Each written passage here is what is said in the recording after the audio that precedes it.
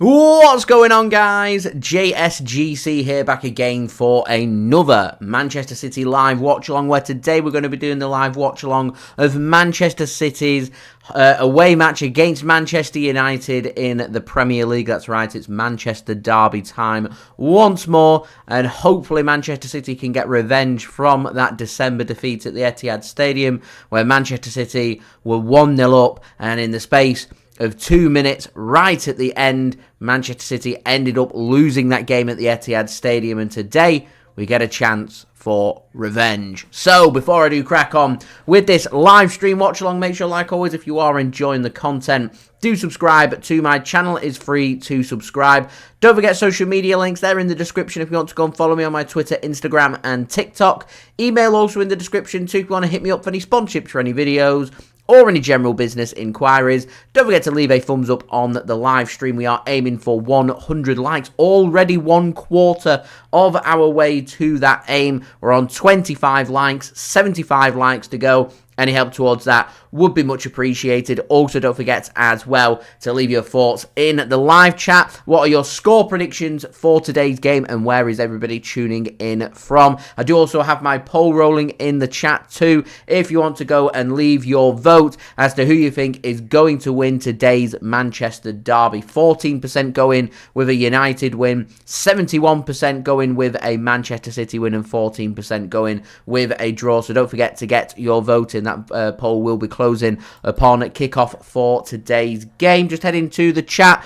Good to see Jean tuning in. Much appreciated. City and Leeds channel, thank you for tuning in as well. Peter, welcome. Thank you for tuning in. Correctly pointing out, with Chelsea drawing 0-0 today with Brentford away, it does mean with Chelsea dropping points, if Manchester City can win this game, then we would go 4th, and we also make some gains on Nottingham Forest in 3rd place, who lost yesterday away against Aston Villa. Tony, thank you for tuning in. Much appreciated. All things football could really do with them 3 points, if I'm being completely honest. Jean, I have PTSD from many games this season. The United game is definitely one of the games I have PTSD from basically, we had victory ready to secure there, and we ended up losing the game, not even drawing the game, we ended up losing the game.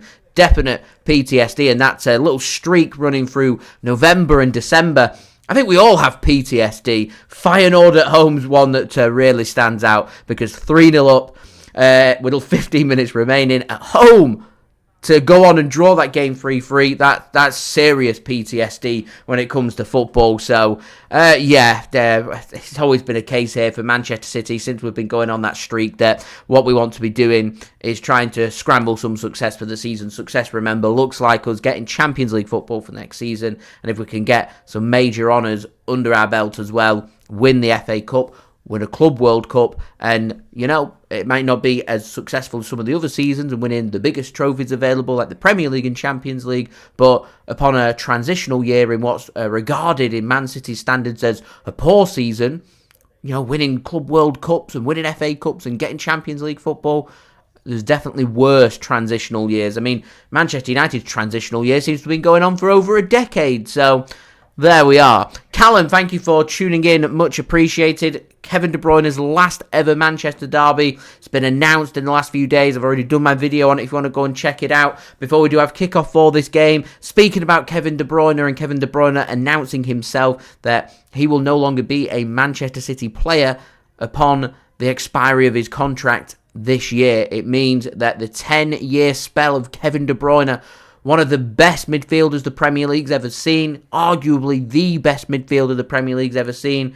Manchester City have had some great midfielders over the years. Yaya Toure, David Silva and Kevin De Bruyne right up there. And a definite Manchester City legend who will be getting a statue, Jack Gorhan, has announced.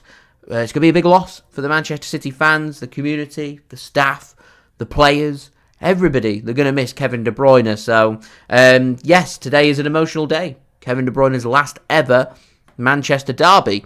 Adam, thank you for tuning in, going 4-1 today to Manchester City. Bella, thank you for tuning in. Not happy that Matheus Nunes is starting today's game. I will be speaking about the team lineups in just one moment. Jean's got a day full of football, so he's got City playing here at 5:30 his time in Europe, and then he's got his local team playing at 7 o'clock today as well. A busy bee. Adam, I presume, on the beers. Rene, thank you for tuning in, going 4-1 Manchester City today. Haaland hat-trick. Haaland's not playing. Unless he's magically going to appear and score a hat-trick. Haaland not in the squad, of course, injured until around middle to end of May. But Rene, I am very well, thank you. Thank you for tuning in. How are you, my friend? All things football going 2-0 Manchester City. Hanny, thanks for tuning in. Cheering on Manchester City. Reckon City winning 3-1 today. Tuning in all the way from Pakistan. So we've got Pakistan in on the in the chat. So much appreciated. Welcome. Dalton, thank you for tuning in. Says, hoping City's going to wipe the floor with them. Let's do it for King Kevin. That's the mentality that we've got to have. Try and take it a game at a time, but you've got to be motivated for each game. And if we can perform to the best of our standards each game, then we'll win the games. Or we'll win more than certainly we'll lose, and we'll win, I reckon we'll win maybe 8 or 9 in 10. So that's the standard that we'd be looking for, and that's the standard that, if we had it throughout the whole season, would win you a Premier League. If we can have it from now till the end of the season, it will certainly guarantee us Champions League football for next season. Peter, welcome. Thank you for tuning in. Dudley going for a 3-1 victory today for Manchester City. Fasker, thanks for tuning in. Reckon City winning 3-1 today. Tuning in from Jamaica. Love that. Respect to you as well, my friend. Adrian going for a 3-1 victory today for Manchester City. Lots of positivity in the chat. I like that one. Bella, Gareth Barry, highly underrated. I rated him. He's a high-quality, hard-working defensive midfielder. Unfortunately, when it comes to defensive midfielders, I mean, I've put out there Man City's best midfielders. I've not even mentioned Rodri. He's a Ballon d'Or winner. And I just feel like when you think of midfielders, you think of scoring goals and creating opportunities. Everyone's very quick to speak about the Premier League's biggest and best midfielders ever. They're always going to speak about the same players, the likes of Yaya Toure, David Silva, Kevin De Bruyne, Paul Scholes, Ryan Giggs-ish, if you want to class a winger as a midfielder. They'll speak about Frank Lampard. They'll speak about Steven Gerrard. These are all midfielders that score and create opportunities, whereas the defensive midfield position's kind of neglected, in my opinion. So they're underrated players, they're underrated positions, and maybe they don't get the respect that they definitely deserve. I mean, we could even chuck out Ilkay Gundogan in there, who's a top central midfielder who has performed on the biggest and best stages, scored some many important goals throughout the history of the Premier League whilst playing for Manchester City. So midfield's so important. For me, midfield wins games. If you've not got control of your midfield, you don't win games. And actually, guys, I think speaking about midfielders will lead me very nicely on to speaking about today's game, because midfield's really interesting from both teams. So I will speak about Nico Gonzalez, Peter, in just one moment. Callum Negative said, can't trust City going 2-0 Manchester United. I wonder if that's just a bit of reverse psychology. If you expect to lose, then you're not going to be as hurt if it does end up happening. And if Man City win, you're going to come out and you're going to say, never doubted it for 1 second. I was just, I just want to be a bit more pessimistic, so I'm not getting my hopes up, when in actual fact, deep in the thoughts of your brain, you're thinking City can actually go and do that. And I would go as far to say my job here as a content creator is to ensure that I'm always giving my brutal and honest opinions. And I think that Manchester City can win today's game, even with today's team, which has been put out there. I will speak about it when I speak about the teams, but for me, I know what it takes for Man City to win. I know what it takes for an opposition team to beat Manchester City. So the question has to be, has Man United got that in midfield to be able to win this game? Have they got that power and pace to cause City them problems that have been exposed time and time again by some brilliant teams who have the kind of players needed to hurt City, the kind of players the likes of Aston Villa do have? Lots of energy, rough tackling, high pace, happy to sit deep, happy to go on the counter-attack, pace in attack. for Manchester United, it's not enough for them to sit and absorb Manchester City, because for 88 minutes out of 90 at the Etihad Stadium, it was United trying to absorb City, and City grabbed the opening goal. And if City were a bit stronger defensively, they should have seen that job out. They didn't. It was that Nunes mistake that led to United picking up their winner, and it's Manchester City that need to just be careful in ironing out them mistakes. And I believe that if they can turn up, that they can win this game, regardless of having them legs in midfield. But I'll speak about that more in just one moment, because I want to speak about today's video sponsor, which is brought to you by SofaScore. SofaScore are going to keep you guys up to date with all the latest football scores from around the grounds. They're going to keep you guys up to date with the latest match information, along with the latest statistics, along with the latest team news, along with all your good footballing needs, all in one place, all in one app. It's not just limited to football scores and football information. It's got you guys covered for all the sports that you guys love to follow, all in one place, all in one app. No more do you need to be bouncing between apps to check the latest scores for football, for cricket, for rugby, for American football, for golf, for Formula 1, for darts, snooker, etc, etc. SofaScore's got you covered with all the latest scores, so do go and check it out. It is a free app to download. It's very highly rated, and anyone does download using my link in the description, or the QR code on screen, or the link in the live chat does help to support the future content created here on my channel. I got my promo video, 20 seconds. I'll roll it, and I'll see you in 20 seconds time. We'll speak about the team news.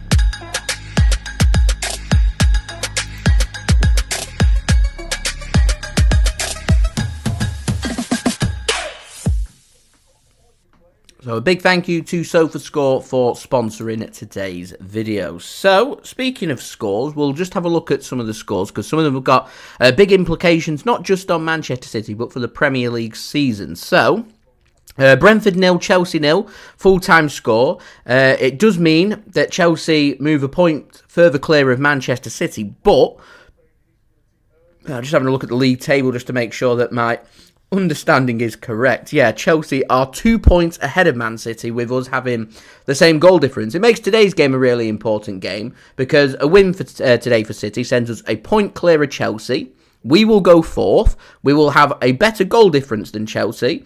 Newcastle are under pressure for tomorrow's game against Leicester away from home, which I am expecting Newcastle to win to try and keep that pressure on trying to get a top 5 finish, which is looking like it's going to be a Champions League place for next season.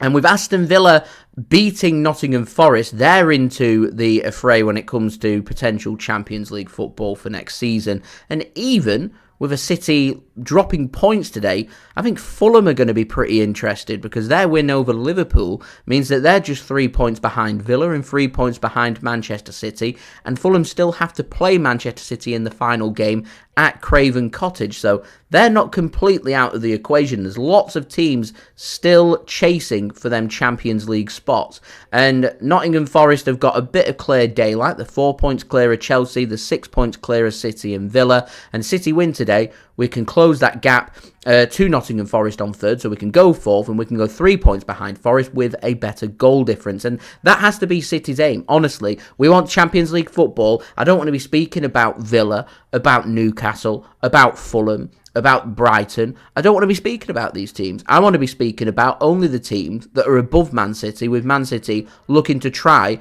and chase them down. I'm looking at it as Forest lost yesterday, we win today, we're 3 points behind. Another negative result for Nottingham Forest, Manchester City can win out, then Man City will finish third at a minimum, and that's what we've got to keep doing. And if we can keep doing that and put together a run of form, I'm talking, our next 3-4 games, win them games, you would imagine that City will be in the top 4 for next season, without even worrying of the backup of, it looks like 5th place is going to be a Champions League spot. So this is a really important game. It's a tricky away game at Old Trafford against United. It's a derby game. They're going to be well up for it, but United are also having one eye on where their success lies for the season, which is the Europa League. They've got a huge 2 legs coming up against Lyon. They've got Lyon away on Thursday night, and next Thursday they've got the return leg for the Europa League quarter-final. And United will be thinking that if they win the Europa League, then that's a Champions League spot for them next season, because they're not going to be making the top 5. So that's a very important game.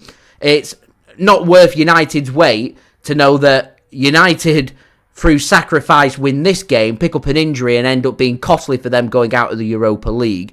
United seasons defied in them 2 games in the Europa League rather than this game against Manchester City. It's very much just a typical derby game where it's gravy, it's a bonus, it's a cherry on top kind of result for the season. We know that United have come to our backyard and beaten us, so it would be nice for us to go to their backyard and beat them. That's pretty much where we stand on this. Now, Fulham, as I mentioned, have beaten Liverpool, so Liverpool going to have to wait maybe another week for them to become Premier League champions. I mean, I'm looking at it now and I'm thinking to myself, Liverpool win the remaining games, that's going to take them to 7 wins, 21 points, 95 points, which Liverpool would be very happy for. But we're starting to look here, I reckon. I don't see Arsenal winning out. I don't see them getting 7 more wins and them getting to 84 points and Liverpool needing another 12 points for them to win the Premier League.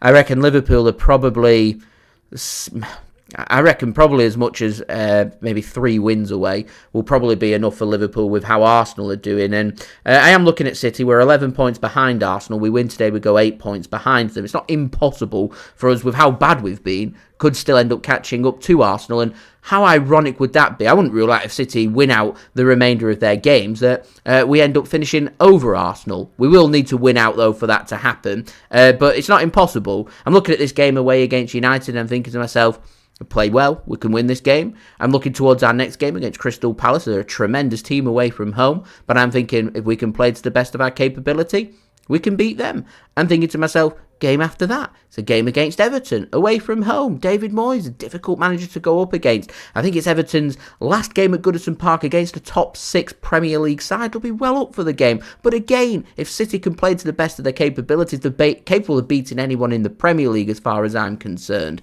So yeah, win that game, we're in good stead. And then, obviously, the game against Aston Villa is going to be a massive game at the Etihad Stadium just before we take on Nottingham Forest in the FA Cup semi-final. Got to remember, when we're taking Aston Villa on, they've got huge Premier League games coming up. I think they've got, I think it's PSG coming up, followed by a game against Newcastle away. I think they've got PSG again. Then it's going to be, it might be Newcastle just after that. Then it's City, and then it's their FA Cup semi-final. So Aston Villa could be very fatigued. They could be very tired by the time we get round to playing them. So it's not out of the realm of possibility that Manchester City could end up winning our next 3 or 4 games. And that would be the run of form that we'd have been looking for. That would make it, 4 to 5 consecutive Premier League wins. And they're the kind of form that you need at the business end of the season to secure your objectives. And our objective is, of course, Champions League football. Normally, we're under this kind of pressure chasing one spot, that's first spot, looking for a Premier League trophy.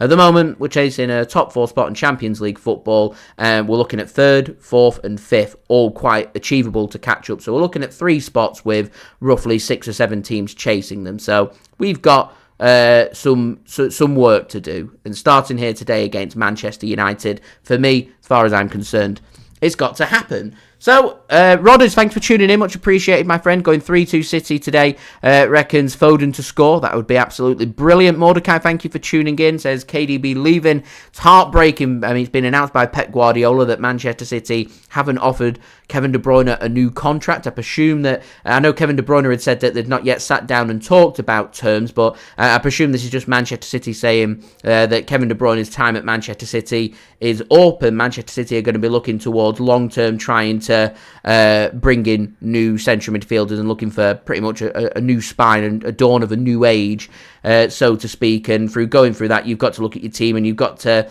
basically make them difficult decisions that once you get into 33, 34, 35 years old, your time here is done. I know that Ilkay Gundogan on course for a 1-year contract extension. Even if he signs that extension that's part of his current contract, I wouldn't rule out Gundogan potentially leaving Manchester City. Probably not even for a transfer fee. City just happy for Gundogan to leave because that's what City are looking towards now. They want to revolutionise their midfield. They want to revolutionise their team and what the future looks like. And at the moment, as much as I'm very happy and proud of what Kevin De Bruyne has done for Manchester City, is not going to be the future for the club. And we've got to be thinking for the next 5 to 10 years and bringing in them players who are going to help us. And that's going to be a heck of a job to be able to do. You don't replace high-quality players. David Silva, Yaya Toure, Sergio Aguero, Vincent Kompany, Kevin De Bruyne Bruyne, you don't replace them. You won't find like for like. You've just got to look towards the system and who's going to suit the system better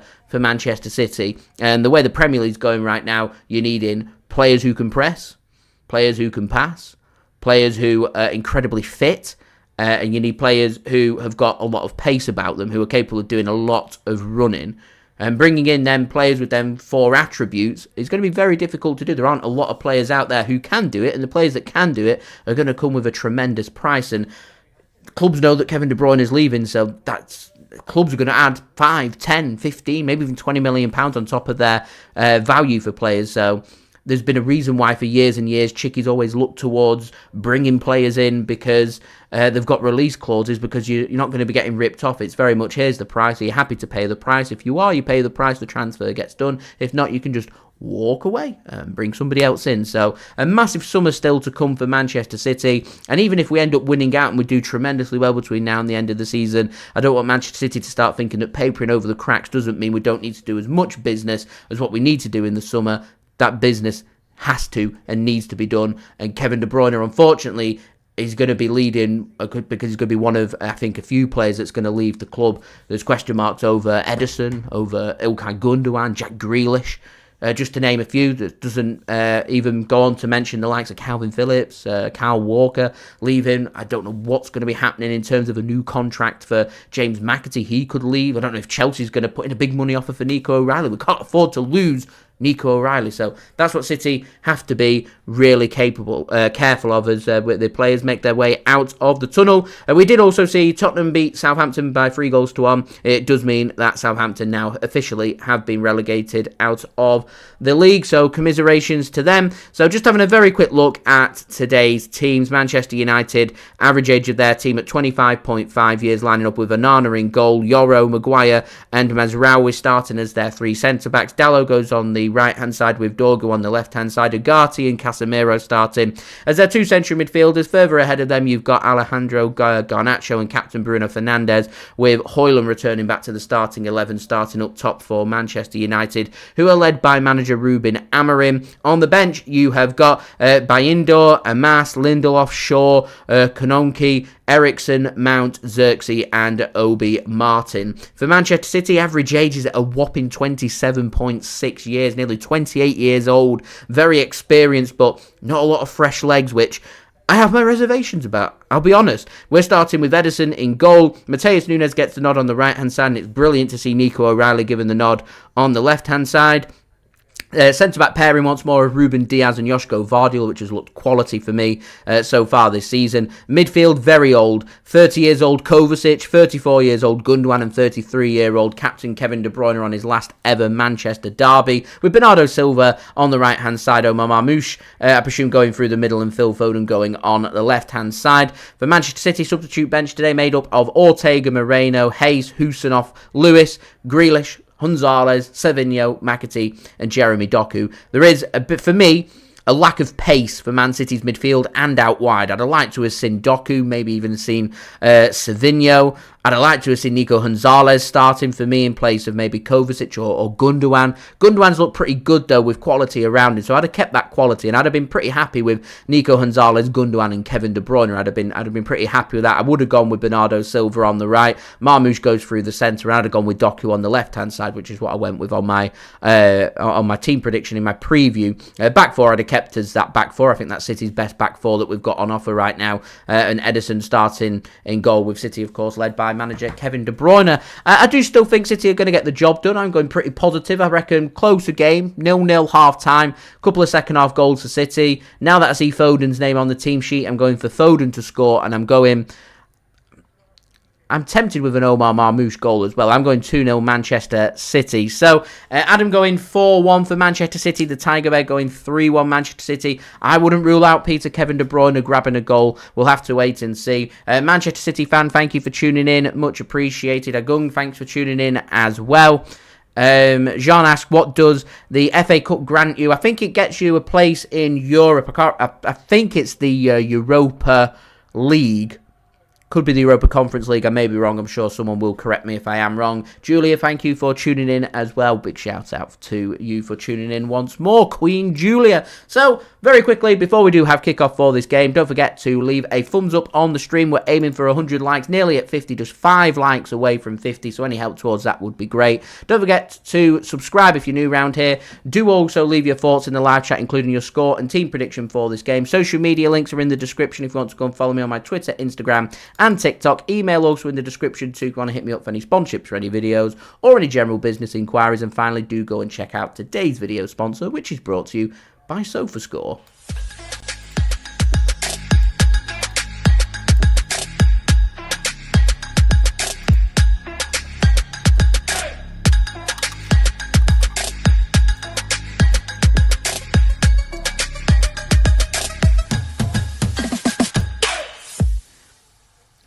And a big thank you to SofaScore for sponsoring today's video. So, yeah, we're just waiting for kickoff for this game.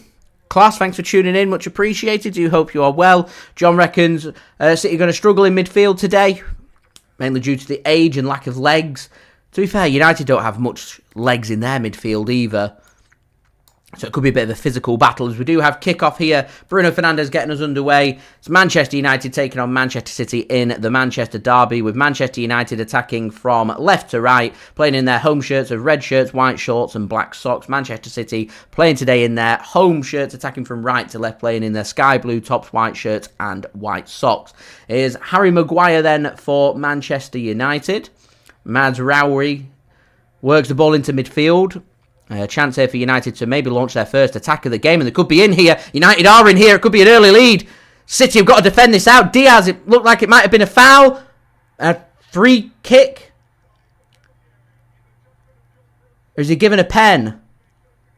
Yellow card against Ruben Dias. What's been given here? I think it's a free kick. I think the foul, comes on the edge of the penalty area from Ruben Dias. City at 6s and 7s.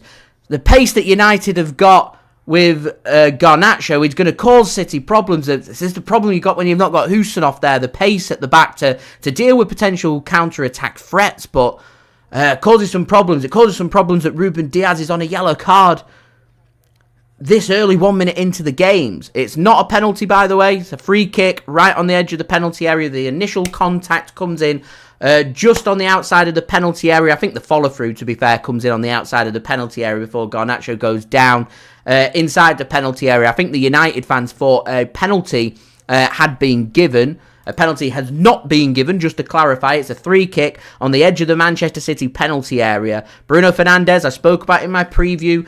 The main danger for United when it comes to Bruno Fernandes is his ability from set pieces. We know he's a good penalty taker, but he's also very good with his free kicks as well, and giving Manchester United such a good opportunity this early into the game, it's very dangerous. Now, it will be quite difficult for Bruno Fernandes to get this up and over the wall. I imagine City will have a player lying down in front of the wall to stop him going under. They do. Fernandes could go through the wall. It'll be a good finish if he can get this over the wall and into the back of the net. So a big opportunity here for United. Bruno Fernandes, he tries to go through the wall, and the wall does its job, and it ricochets out for another set piece for Manchester United, out for a corner. So well defended that by Manchester City. He doesn't get it right there, Bruno Fernandes. He's trying to go through Maguire and Casemiro. I think Ederson looked like he had that covered. I don't think it was Bruno Fernandes' best strike. I think it was Nico O'Reilly just sticking a foot out there, ensures that it doesn't go in the back of the City net. There is no save for Ederson to make, but there is a corner. A 1-2 play between Bruno Fernandes and Garnacho is headed clear there by Nico O'Reilly. Remember, he's got a big physical presence, 6'3", and he could cause some problems, and the bounce causes Garnacho some problems, and that will be a throw-in for Manchester City, and the first time for us to get our foot on the football inside the first 3 minutes. There we go. So early opportunities for Manchester United. City are going to put their foot through this and just get this one cleared. Headed back in towards the Manchester United midfield. Maguire will put his foot through that and send that out for a throw into City just inside their own half. So, Ruben Dias, got to be careful. There aren't many defensive options for City on the bench. We do from his rest, have Khusanov back, which is good news. Takes a bit of pressure off our two centre-backs. Here is Josko Gvardiol now. Gundogan finds Nico O'Reilly. It's great to see Nico O'Reilly starting this game as well. Here is Ruben Dias being put under pressure. So some high press coming in from Manchester United early on. Bernardo Silva just trying to dictate a bit of pace in midfield. Works the ball to Ederson. Here is Gundogan now. He's got Kovacic in a bit of space. Got Josko Gvardiol just behind him in a bit of space. Here's Gundogan now.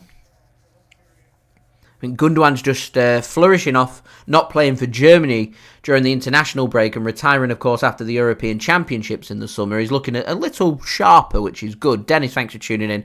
It's 5-0 City. That'd be amazing, wouldn't it? Still have fond memories from 2011 and 6-1, and that to me was the date that we really saw the City and Manchester, the pendulum swing towards Manchester City that day. And other than United winning the Premier League in 2013, we've not really, we've not really had to worry too much about Manchester United, to be honest. And City have just kind of been on the up and up since then. And here we are just seeing City just have a bit of a dip for the first time in since the COVID season, full COVID season, the end of the first COVID season that we had, where Liverpool won the league. It's been very much dominated by City ever since, as we do surpass 50 likes now, which is fantastic. Now 49 likes away from 100. Any help towards that would be great. Do subscribe. Do go check out today's video sponsor, SofaScore. Links and details there in the description. Peter, I would like to see Nunes put in a good performance. It was his mistake, of course, that helped United at the Etihad Stadium back in December, so we've got to be really wary of that. Crazy, I do remember Vincent Kompany. Who can forget Vincent Kompany? Leader, captain, fantastic. Wonderful player. Brilliant header back in the 2011-12 season to beat United at the Etihad and help us to win the Premier League for the first time. Wonderful memories, wonderful player. And might not be too far off seeing him be the next City manager. Yeah. Adrian says United will look to target Diaz, and he's not the quickest of defenders. He's an organised defender. He's not the quickest of defenders, though.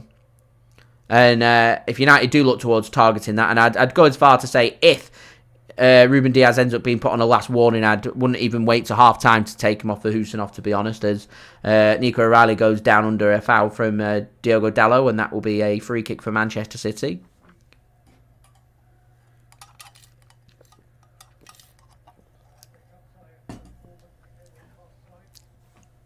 Here is Ruben Dias then for Manchester City, inside the United half, and City looking a little bit more comfortable now. Managed to string some passes together and look a bit more settled. The first 3 minutes were frantic, it was all United. City have done a good job here in the 7th minute of just slowing the tempo down. Saw a good combo a couple of minutes ago between a good link-up play, good ball control from Omar Marmoush, laying off a pass to Kevin De Bruyne. It didn't amount to anything, unfortunately, but good link-up play. And I think the key for City today is to try and get Omar Marmoush involved in this game as much as possible.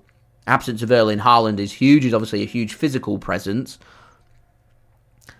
So having someone as good as Omar Marmoush around, he loves to shoot on sight. He's a good finisher of the football as well. He's one of them players that he might go 2 or 3 games without doing too much, and then he'll just go bam, bam, bam, and he's capable of scoring 3 goals in quick succession, which to me is the recipe of a very good attacking forward. If you're a player who doesn't really need time to settle into a game and you can just go out there and score a 15-minute hat-trick, then you're a special kind of player. As Foden finds De Bruyne, and he looks to try and get a corner, but the offside flag is up against Kevin De Bruyne there. Doesn't time his run, and that will be a free kick for Manchester United. Peter reckons Nunes too far up the pitch. I think City are just trying to be a bit patient, waiting for the potential Manchester United mistake. De Bruyne about a foot offside there. So the correct decision made by the linesman, and a free kick for Manchester United, which is worked back to goalkeeper Onana.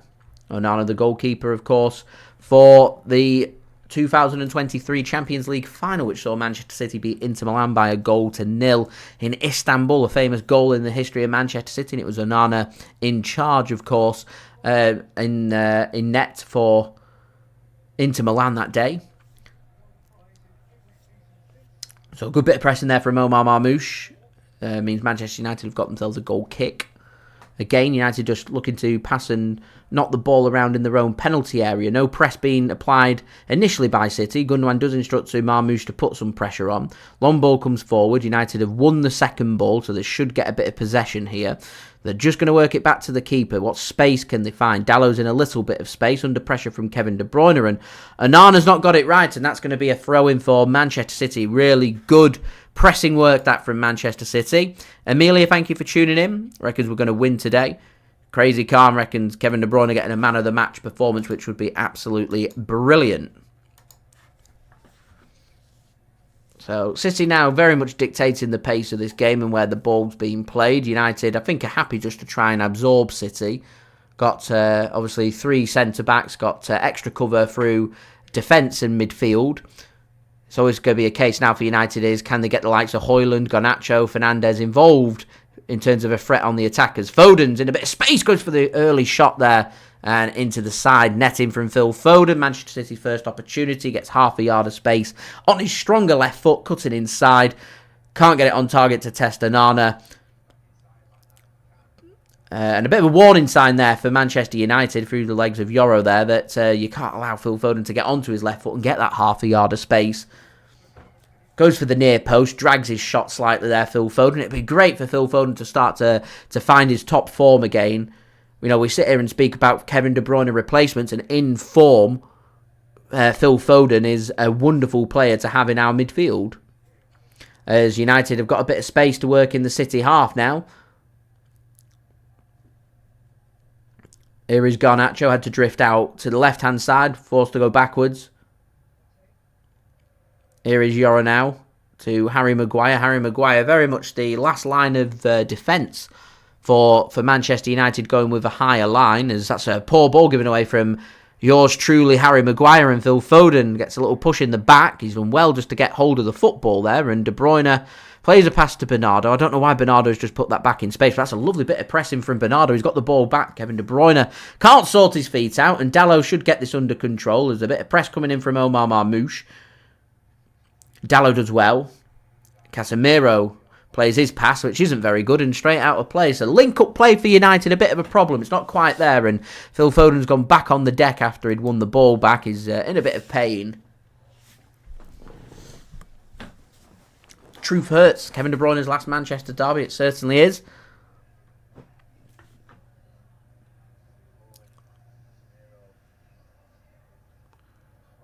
Poor giveaway that from Maguire, just getting a replay of that, and it just Casemiro leaves a trailing foot there on Phil Foden, which I think's hurt him. I don't think there's too much in that, to be honest. Phil Foden is getting a bit of treatment here, though. Grealish is unlucky not to start. I think Doku's unlucky. I think Savinho's unlucky. You know, we're at a point now where, you know, it's all about the City players earning their starts. You want to be starting the Manchester derby, then you've got to do everything you can to be starting. I think I did say before, I don't think Phil Foden's done enough for me to have started this game, but Pep obviously sees something that is happy for him to start. He's receiving some treatment, so the instruction is that Savinho and Jeremy Doku are going to go and warm up. I'm surprised Jack Grealish hasn't been told to go and warm up. Foden looks in a bit of pain. He is limping. It's quite a bad limp, that, actually, to be honest, from Phil Foden. He might just look to try and run this one off.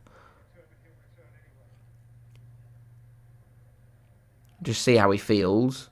The good news is he's on his feet, and he is ready and waiting to be told that he can come back onto the pitch. So City momentarily down to 10 men here.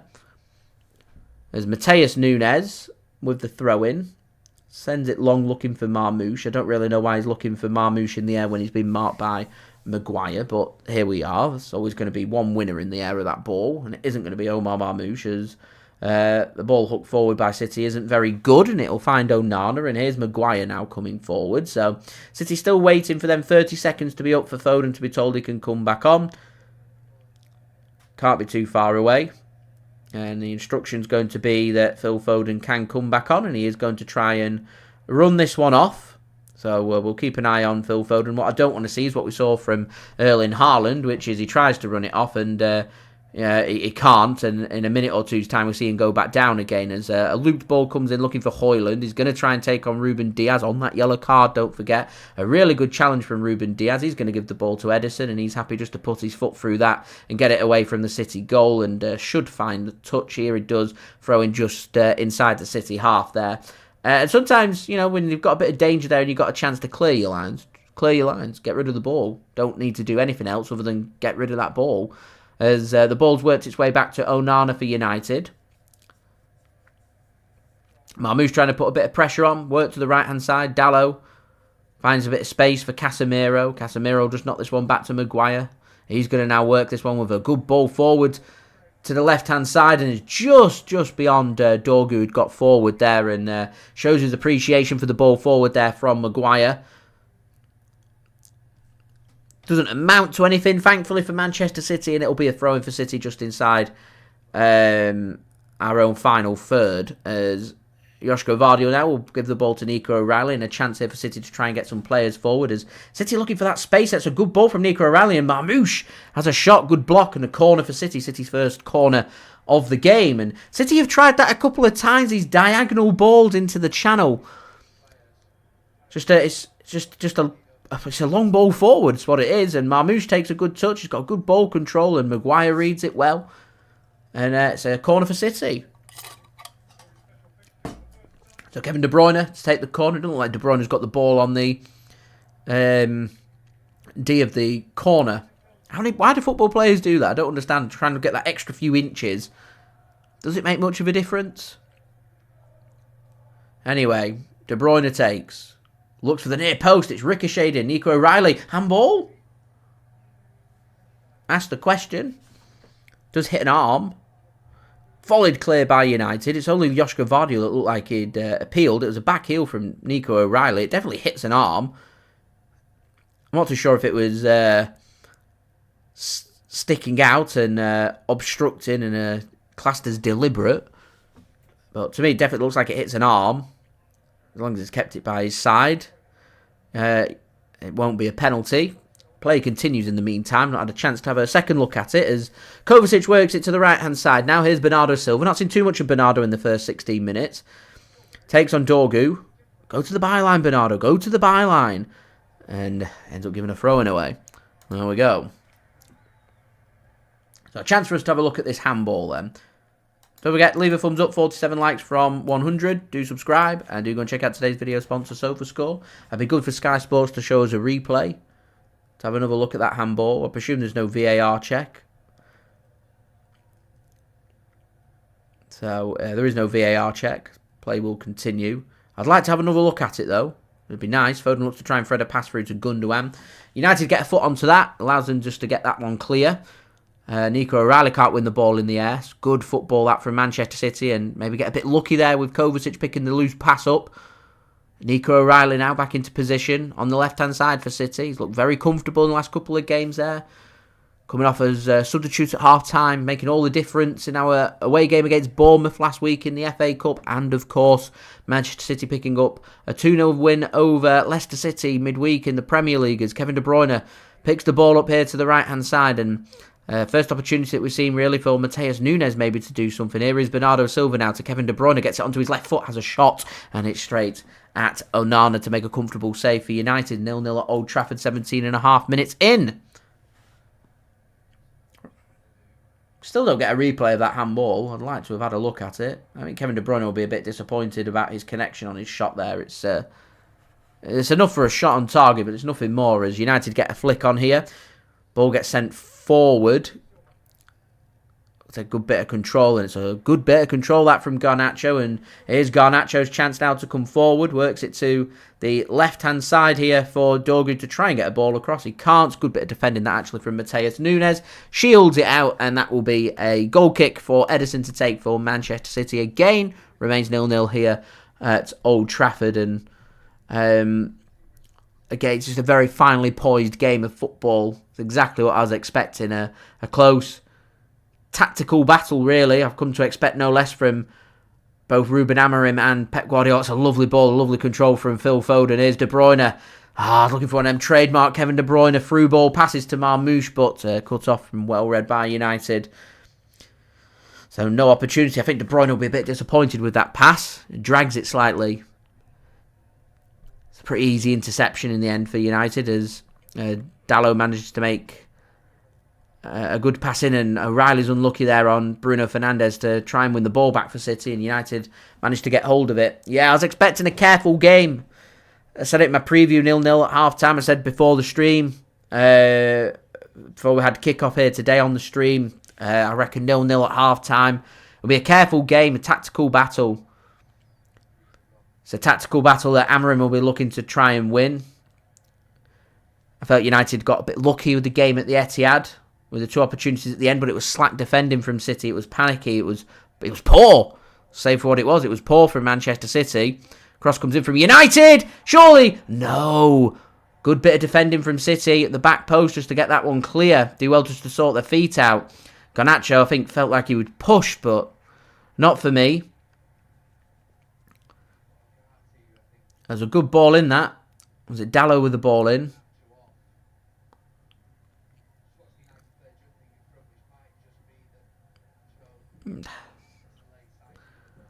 City, there's an opportunity that for United, and that's not a good ball forward from United. That'll be a throw-in for City just next to their own corner flag. Yeah, it's going to be a tactical battle that's going to go on here. We've obviously already faced Ruben Amorim when he was in charge at Sporting CP in the Champions League. It was a tactical battle. He'll be looking to bring players in the summer that can suit his system. I don't think he's got fully what he's looking for with his United players. He'll be looking for high energy in midfield, creativity in his midfield, strong defensively, quick attackers, precise attackers. You feel like United need a fair few players in the summer. They'll have to spend big to try and make that happen to fully back Amorim, but Amorim's got to really hit the ground running for next season. I think United's Ruben Amorim transition becomes a bit easier if they can win the Europa League and Champions League football to offer players, because otherwise United are going to have to pay top dollar to bring players in to try and prize them away from teams who can offer Champions League football. And Champions League football is a really good selling point when it comes to bringing top targets in the summer.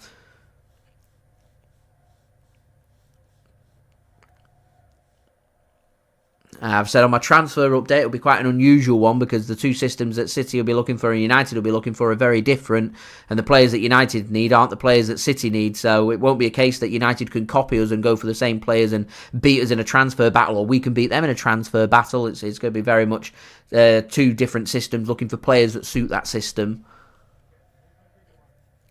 And so we'll see a bit of a tactical battle. It can look a bit sloppy at times from both teams. I think City are further along in their transition than United, because they don't need to transition as much. I do still think we're a good, maybe, I'd go as far to say like an 8 to 10 players over the course of the next 2 or 3 years through a full transition. So poor ball given away from United. Poor ball given away, and can City capitalise? Here's De Bruyne. Wants to thread his pass through, looking for Foden. There should be cover there from Maguire, and is. Once again, not really had any serious opportunities right now. United will need a clear out, they will. And Crazy Khan, yeah, thank you very much, much appreciated. The thumbs up let me know that you're enjoying the streams. I was looking for 100 likes, which is always greatly appreciated, so if we could hit that today, that'd be great. Already into the 50s, 44 away. City dominating the possession. Not too many clear-cut opportunities as of right now. I think City are just happy for it to be a careful game. Ball gets chipped forward. Well, I wrote down the City transfers that are needed, and I calculated I'm not too far away from 3. I was at 4, and City can't really afford many more without players leaving. So it's all about which players do they want to leave, and so I look at any player who's 30 and over and thinking they're the players that are going to need to be transitioned to be replaced. I'll speak about that more in a second, because United have got an opportunity. Here's Garnacho on the right-hand side, squares one across, and it's a heavy, heavy touch there from Doku, and City will get that one clear. I don't know why he didn't just put his foot through that one, and De Bruyne goes down and wins City a very well-timed free kick. We'll take that. Yeah, so I was calculating. We know Kevin De Bruyne is leaving, so obviously we need a Kevin De Bruyne replacement. We're looking elsewhere. We need a fullback because Kyle Walker won't come back to City. Calvin Phillips will leave. I don't think he'll be replaced. So that's what the summer confirmed that we're looking at. We're looking at least 2 players. Looking further ahead, I'm not sure what's going to happen with Gundogan. I'm not sure what's going to happen with McAtee. I'm not sure if Chelsea will come back in for O'Reilly. If he doesn't sign a new contract, could cause us some concern. Ederson could express interest to leave. There's interest coming in for Kovacic. There's also some question marks over Jack Grealish. So it all depends on which players are going to leave. Here's O'Reilly. It's a good tackle, and United should cover that one up. And they will. Will they get it clear is the question. No, City will commit a foul.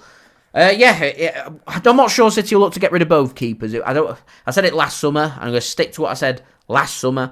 We're not going to get rid of 2 goalkeepers in one summer because that's going to be very difficult for City to settle things down.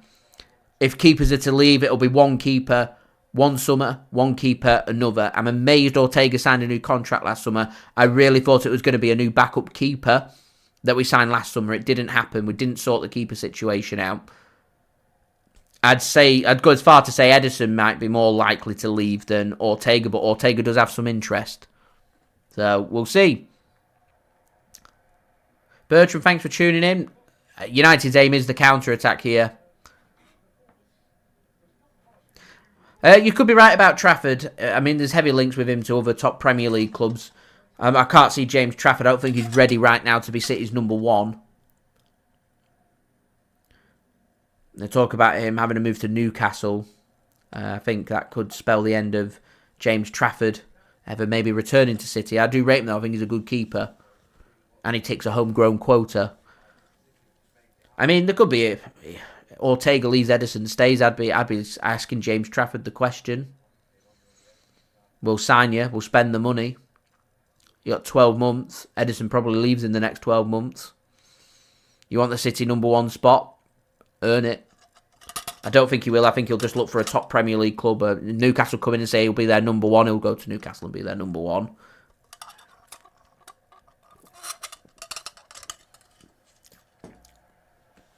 I mean, the easier thing for City to do would be to keep Ederson and let Ortega leave and look for a younger number 2 who could potentially become the number 1. But it's not easy. I always think to myself, you want to build strong and build first. And you want to be looking at, if you bring a keeper in, first choice keeper. And for that reason, it'd be, I think, Ederson that will leave. And it'll be a shame because he's brilliant with his distribution. There's a bit of cover here from Matheus Nunes to help City defensively, but United has still got the extra player on the run over and not a good effort from Doku. He's getting some space, Doku. He's getting forward, but United aren't linking it up yet. 0-0. So anyway, don't forget, leave a thumbs up. Just 42 likes now away from 100. Do subscribe and do go check out today's video sponsor, SofaScore. You might not be too far off with Ederson going to Saudi Arabia. We'll get a big money offer. Can't see. To be honest, I don't blame any football player for taking a big money offer from Saudi Arabia. I've said numerous times. You know, if one of the Saudi Arabian teams needs some fan channel representation, and you know, Saudi Arabia were to come to me and say, "Jay, we want you in Saudi Arabia representing a team and doing a channel," everyone would have a price to cover. Same with football players. They might earn a whopping amount of money over here in England, but you know, near enough tax-free over there in Saudi Arabia, offering them 5, 6, 7 times their wage. Who doesn't consider being paid 6 to 7 times more for doing the same job? Ederson will become one of the, if not maybe even the highest paid goalkeeper in the world if he was to make his move. As United have got players over here. This is dangerous. 4-on-3. Can United get it right? Bruno Fernandes. Ball comes in. The shot is not clean, and that's out for a goal kick. Again, United just causing City some problems, pressing and counter-attack. And this causing me concern because United have got a bit of physical presence about them. They've got some pace in their team, and we've got no pace in this midfield, and it's causing problems. They can't get back. Kovacic, Gundogan, Bernardo, his old age pensioners, they cannot get back. They cannot get back. United are just growing into this game. I thought United dominated first 3 minutes. For the next 20 minutes or so, City have dictated the pace of the game. Couple of shots, not made anything materialise. Last 5 minutes, United have just started to get on top. 3 shots apiece for both sides. 1 on target for City, none for United. City have had more possession. It's been a very careful game. I think United have maybe looked a little more dangerous going forward than what City have. They've just not they've not been clinical. They've not had the shots get away that they've been looking for. Everything's linking up on this right-hand side. It's all running through Dalot, isn't it? All running through Dalot. City got to get better control here. Crossfield pass comes in. There's space everywhere for United. It's a good ball. Here's Doku now. I think the flag's gone up. He's offside. There's space everywhere for United.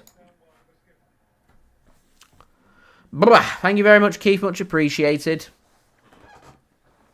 I rate Jan Oblak. Quality goalkeeper, as everyone else is saying. I think it's age. We're looking to transition. I think what we saw in the January transfer window is very much the philosophy that we're going to be looking for in the summer. They'll be looking towards, the late teens, early 20s, the 18 to 22-year-old bracket, the next generation of players. If they're going for more experienced players that they're going to spend a little bit more money for, there'll be players aged probably between 23 and 26. I'd be surprised if City go with anybody over the age of 26. That will help with the transition. A couple of midfielders out and a couple of 23-year-old midfielders brought in brings the average age of the squad down, the average age of the midfield down, and gives us some much-needed fresh legs because they're on about the Premier League's losing some very gifted, world-class players. There's still the possibility that the likes of Salah, Van Dijk, De Bruyne leaving, and these world-class players maybe not being available to the Premier League. Could be a bit of a blow for the Premier League as City get themselves a corner. I think the Premier League's just starting to move itself away from these world-class individual players and more towards hard-working players, because at the moment in modern football, it's paying dividends. PSG get rid of their egos, their world-class individuals. They now work hard as a team, and they're a very difficult team to beat. Beating us, taking out Liverpool, got their eyes firmly on Aston Villa as well, who've got a lot of energy, so it'll be an interesting battle in the Champions League.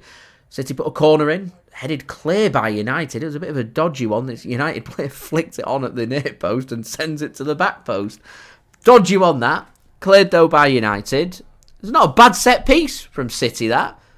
It's not often you hear me say that. It might just be because the keeper flapped at it a little bit. Mazraoui is there to head that one clear for United. So we don't end up coming out with anything other than a throw-in. Nico O'Reilly to take on the edge of the United penalty area. Omar Marmoush can't get that one under control. United will get their foot on that and get that one clear. They've got nobody forward at the moment. Ruben Dias will take control, and City have done a good job over the last couple of minutes just trying to get a bit of control away from United's gathering momentum as United force City all the way back to Ederson. Bernardo Silva tells Ederson where he wants it, and he will receive, and Bernardo Silva will push Manchester City forward now. With a bit of space here for Silky. Ilkay Gundogan picks the ball up just inside the United half, and a chance for Josko Gvardiol now to get forward. He's got options to his left, including Gundogan and O'Reilly. Goes to Gundogan. Gundogan looks for Ruben Dias in a bit of space. I think City have been a bit too narrow for my liking. There's not enough width to stretch United. And that was my concern with the lack of pace, not having the likes of Savinho and Doku, that could cause United's win-back some problems. And for me, all too often, we're seeing Diogo Dalot get forward. Maybe the plan is to tire Dalot out and they'll send Doku on later. Dalot's a very good man-for-man defender. He's also very good at getting forward. And I feel like United's threat in attacks coming through that right-hand side through Dalot has already put a quality ball into the City box. So I think that's, to me, an area that on this City left-hand side that could do with just tightening up a little bit. I think someone like Doku coming on sooner rather than later. I'm not suggesting he comes on right now, but certainly second half. could just try and force United to drop a little deeper. You've got Doku lingering around on that left-hand side. Dalot's going to think twice before going forward, because if City get that ball back, all of a sudden they're in a bit of a problem, and City have got their energetic players and pressing players on the bench. So that might just be maybe the plan for City going into the second half.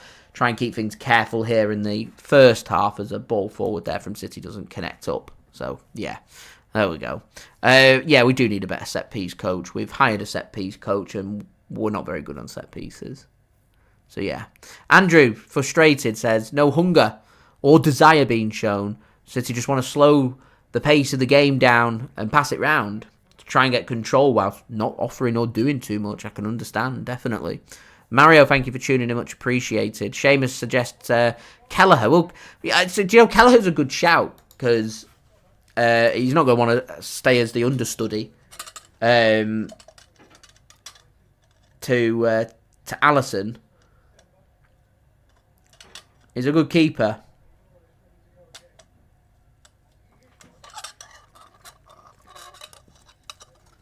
I'm not too sure City will go in for him, and I'm also not sure that Liverpool would sell him to us. Here's Kovacic. Mine's Gundogan. I think City are just trying to overcomplicate with like these little flicks and passes when they don't really need to do that. Control the ball and see what the United press looks like. It could just help buy City a couple of free kicks in some tasty areas. Because at the moment, they get into a good position in the United final third, and then they're busy trying to do little flicks with the outside of the boot, or back heels, or chipped passes and things. It's not really working. And these through balls that City have been trying to do, other than the long ball over the top for Marmoush once, not found a way around. Bless me. That's not a good ball forward. Onana will intercept that. It's a bit frustrating, this. It's everything I imagined from this first half. It really is, guys.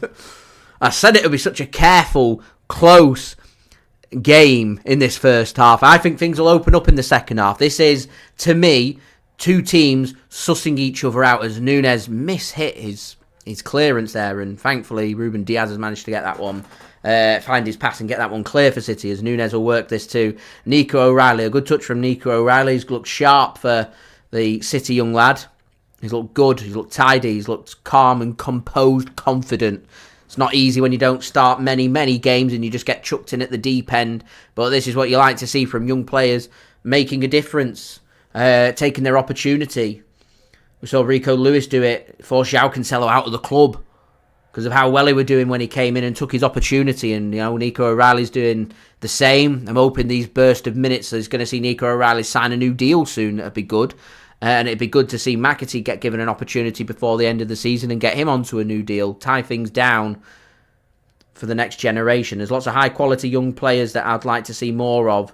I think Divin Mbama's a bit unlucky, but because he's obviously a former West Ham youngster, he's not a City homegrown player, he's just a Premier League homegrown player instead, that we don't really see him knocking around the first-team squad in the absence of Erling Haaland. I was actually hoping that we'd see him a little bit more, but I think City are more, certainly under Pep, happy to go with the experience rather than the young players, which I know some of you guys can be a bit frustrated about the lack of opportunities for the young players, so here we are. My channel been overloaded by adverts. I've not synced in any adverts. My settings are set at every 12 minutes, which I think is pretty reasonable. I watch a lot of YouTube, and I know quite a few people overload the adverts and throw them in every few minutes. So I set mine now at every 12 minutes, so you should get them every 12 minutes. I can manually insert adverts, but I've not pressed the button once, so I'm not too sure why that's happening, Adrian. I apologise, but there's not much I can do. It's not come from me. I don't know if it's YouTube doing something. Maybe refresh. I'm not sure. Should just get it every 12 minutes. I purposefully set it for a longer period so it doesn't disrupt the stream, so you guys can stay up to date. Oh man. Anyway, is Nico O'Reilly to Kovacic. Gives the ball to Bernardo Silva. Here's Kevin De Bruyne to Nuno Nunes. Just saw Hugo Viana in the stands for City, sat alongside Chicky. He's starting to get more and more involved. Chicky not leaving until the end of the summer. He's going to help Hugo Viana, Hugo Boss, be the new boss. Help him transition himself and help City get through this tricky summer spell coming up. Looking forward to it. Remember, June 1st, daily transfer updates. Whole summer. It's going to be a long one. It's going to be a fun one, though. It's going to go into overdrive. It's going to be brilliant. Space. Gundo. Shot. Not a bad hit. The commentator says. I'm going to echo that. Not a bad hit from Silky Ilkay. Just wide. Closest City have come. Thank you very much, Andrew. Yeah, I purposefully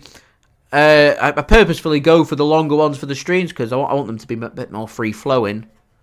I don't know if I'm allowed to talk about like money and things that you make on YouTube, but in terms of my streams, probably the lowest of the income that I get. Even if a stream pops off, still probably the lowest of my income that I get. I don't really know why that is.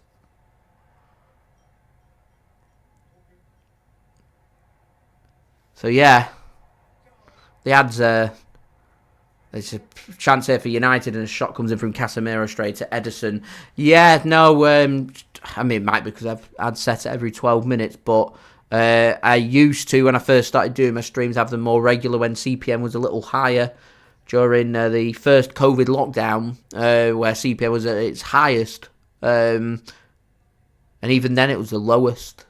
I was getting thousands upon thousands of views during then, and for some reason, videos earn more than streams for me. Hence, there's lots of top City creators who do lots of streams. Maybe pays dividends for them, but for me, my videos do much better. So I do what works and what people like, and I do videos rather than the streams, other than the live watch-alongs, which I just sit here and I pretty much do these for fun. If I don't have a sponsor, I don't think I could do them. So, yeah, there we go. Peter, I understand why people have YouTube Premium. I watch a lot of YouTube. It can be very frustrating. If I'm watching a longer length video, some of the ads, they can be 60, 70 seconds long.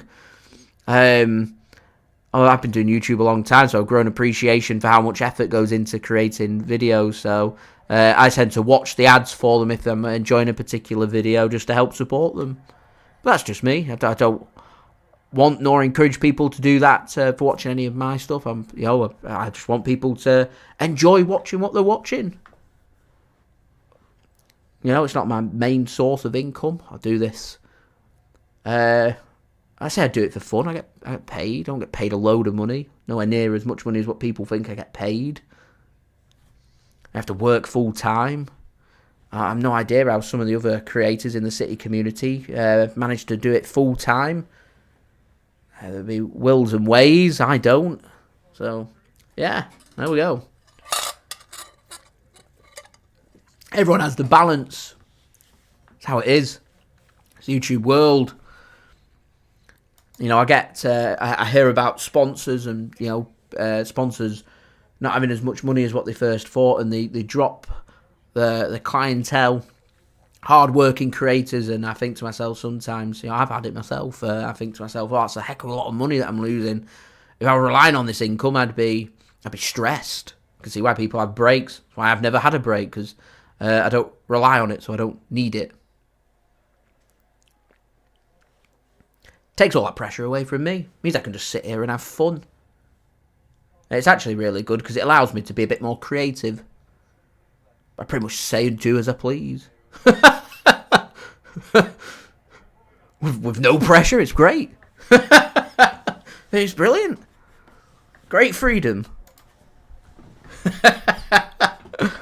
Thank you very much, Andrew. Much appreciated. Ray, focus on the game. There's not much happening on the game.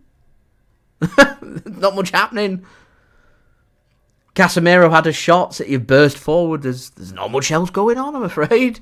It has been, so it's been a bit of a slog of a first half. It's been a careful, that's my word, careful first half from both teams. Nico O'Reilly trying to get it in, and at the moment neither team's doing enough. If this carries on into the second half, this game will finish 0-0. It'll take a mistake, or a moment of brilliance to break these two teams apart. Bernardo's penalised for bringing down Bruno Fernandes. Didn't feel like there was much contact there, Bernardo. United are happy just to have a bit of respite.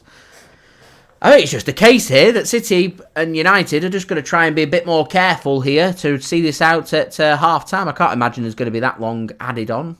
I don't really see if they add on more than a minute how they would find any breaks other than a couple of free kicks. I mean, this is a game where if it was playing in Europe, this was a Champions League game, you'd be walking off at 45 minutes, there'd be nothing added on. Premier League, a bit more in the mindset that they've got to add some time on. I wouldn't rule them out adding on more than to get themselves a free kick, follow through there on Kovacic. I wouldn't rule them out adding on 2 minutes, to be honest, from free kicks being given, but there's not been much going on. I'm not going to lie. Yeah. Ryan, thank you for tuning in from Dublin, Ireland. We've got Ireland in the room as well, much appreciated. They need an injection of pace here, City, definitely. Need to do something second half, sooner rather than later. I mean, they might stick with this for the start of the second half, but 60-65 minutes. Tony, I agree, we are stronger on the bench. 60-65 minutes, you've got to be chucking on your game changers. So, don't forget, leave a thumbs up. We're now 35 likes away from 100. Any help towards that would be great. Do subscribe and do go and check out today's video sponsor, SofaScore. So, we do go into added time. This is where in Champions League the whistle would be blown. I told you. 2 minutes. Where have they got 2 minutes from? Nothing's happened in this game. Nothing. Phil Foden went down, had to receive some treatment. He weren't down very long. There were a couple of free kicks given. Again, players weren't down very long. Neither team are that interested at this point. Both sides happy to take this to 0-0 at half-time. I'm going to go back to that word, careful. City are just going to be careful for the next 2 minutes. United will try and push forward. They're not going to overcommit because they're also going to be careful. And what you're going to get is a stalemate, a 0-0. All we lose is our precious time. I'm going to go commentator's curse. I'm going to fully commit and say that we've got another minute remaining of stoppage time. Nothing's going to happen in that minute. Unless there's something, someone makes a mistake, nothing's going to happen. United aren't prepared to overcommit to make that mistake. City haven't linked it up well enough to force the mistake. Long ball comes forward. It's out for a throw into United. Dalot will take all his time and then the half-time whistle's going to be blown because there's just not been that much going on.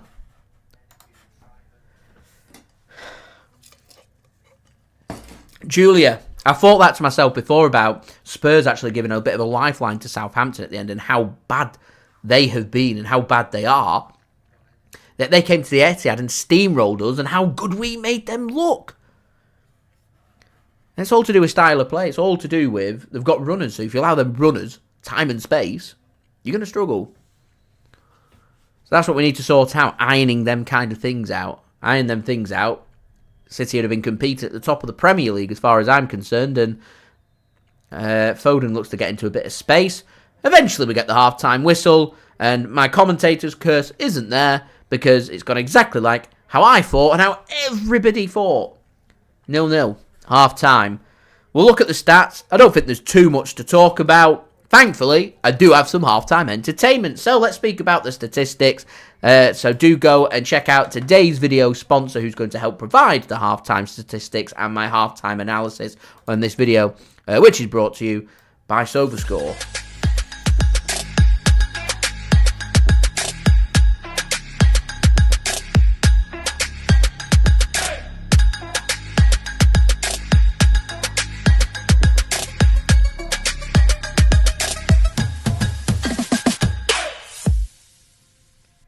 I was a bit premature in pressing my SofaScore video. I apologise. Anyway, naughty JSGC. There's my mistake. So, 38% possession for United. Expected goal rate at 0.38. One big chance for them. 4 shots. Forcing 1 save from the keeper. Yeah. City, 62% possession, no big chances, 4 shots, 2 on target, 2 saves for Onana to make. The most concerning part is, and I've said this because United are getting some players forward and they're forcing mistakes from City's high line, and City look like headless chicken running back. The no legs in midfield causes me a bit of concern. United haven't found a full way of exploiting that, but United haven't been the most clinical. Because of that, City's expected goal rate at just 0.14, which is one of the lowest that I've seen from City in a half of football. It's a very careful game. Both sides don't look like scoring. And Man City, United look like they're going to score before Man City are going off the expected goal rate. It's just a very careful game. 198 passes for United, 327 for City. It's possession, knocking the ball around, but not really doing much with it. They get in the positions, they put the through long balls forward. They've linked up with Marmoush once. They've managed to find Foden in half a yard of space, and Gundogan's found half a yard of space for a shot. But other than that, there's no talking points. Dare I suggest a bit of a snooze fest. I'm watching it with keen interest because I'm a City fan. The United fans will be watching it in keen interest because, there's an opportunity here that both United or City could win this game. But if you're a neutral wanting to be entertained who's got no affiliation with Manchester City or Manchester United, as a neutral, you probably turned it off. You probably put something else on because it's a bit of a snooze fest. It needs livening up in this second half because if this continues into the second half, you've got the danger of making a mistake towards the end and losing the game. You're also tired legs. It becomes a bit problematic. So City could do with really just pushing forward and going for this in the second half. 0-0. It's not a terrible result, but I'm just thinking to myself, sometimes you've got to risk losing a game to try and win the game. We make that many mistakes that there is the potential that we could make that mistake without taking that risk of trying to win the game. So if the mistakes to come, you have a pop, you have a go. Truthfully, in that first half, I don't think City have. And I think City are guilty of not having a proper go here at United. They've got the players on the bench. Let's have a look at the bench. Who can you bring on? I'm thinking the pace of the Manchester City's wide players, Doku, Savinho. These are the players. Knowing Pep, he'll just be careful and go with the midfielders. He'll be looking at Rico Lewis, Nico Gonzalez, and going with them, albeit it gives us a bit of fresh energy in midfield. But for me, it's all about out wide. United have looked most dangerous coming forward when Dalot's decided to get forward. Dogu's getting into some space, so I'd be thinking about some pace out wide just to try and keep them players back, forcing them to drop a little deeper, stops the fluency of them getting forward, because United have been reliant upon them wing-backs, and I don't think City have found a proper way in getting full control of both Dogu and Dalot, who have been managed to get forward. And United's formation of that 3-4-2-1 or more of a 5 at the back with the wing-backs, if the wing-backs want to get forward whenever they've wanted to, they have, and it has caused City some problems. So to try and counter that, I've got to go with some pace. Stuck with it to half-time. For me, got to freshen things up going into the second half. Do also have a bit of a concern about Ruben Dias, his yellow card that he picked up on 1 minute, but United haven't really pressed or forced issues from Ruben Dias since, so it's all just been careful. That is my summary, guys. It's a careful game of football. So do let me know your half-time thoughts. If there are to be changes, who would be your changes? Just having a look at the scores from around the grounds. Earlier in the Premier League, Brentford 0, Chelsea 0. So Chelsea dropping some points is good for City. Fulham 3, Liverpool 2. Tottenham 3, Southampton 1. Southampton relegated today. Currently half-time here. Manchester United 0, Manchester City 0. Heading to Spain. Las Palmas 1. Real Sociedad 3 full-time. Atletico Madrid have picked up a big 3 points, beating Sevilla away from home by 2-1. You've got Real Valladolid taking on Getafe and Villarreal taking on Athletic Bilbao later on today. In Germany, a couple of games. St. Pauli 1, Mönchengladbach 1 in the Bundesliga. Currently half-time, Union Berlin 0, Wolfsburg 0.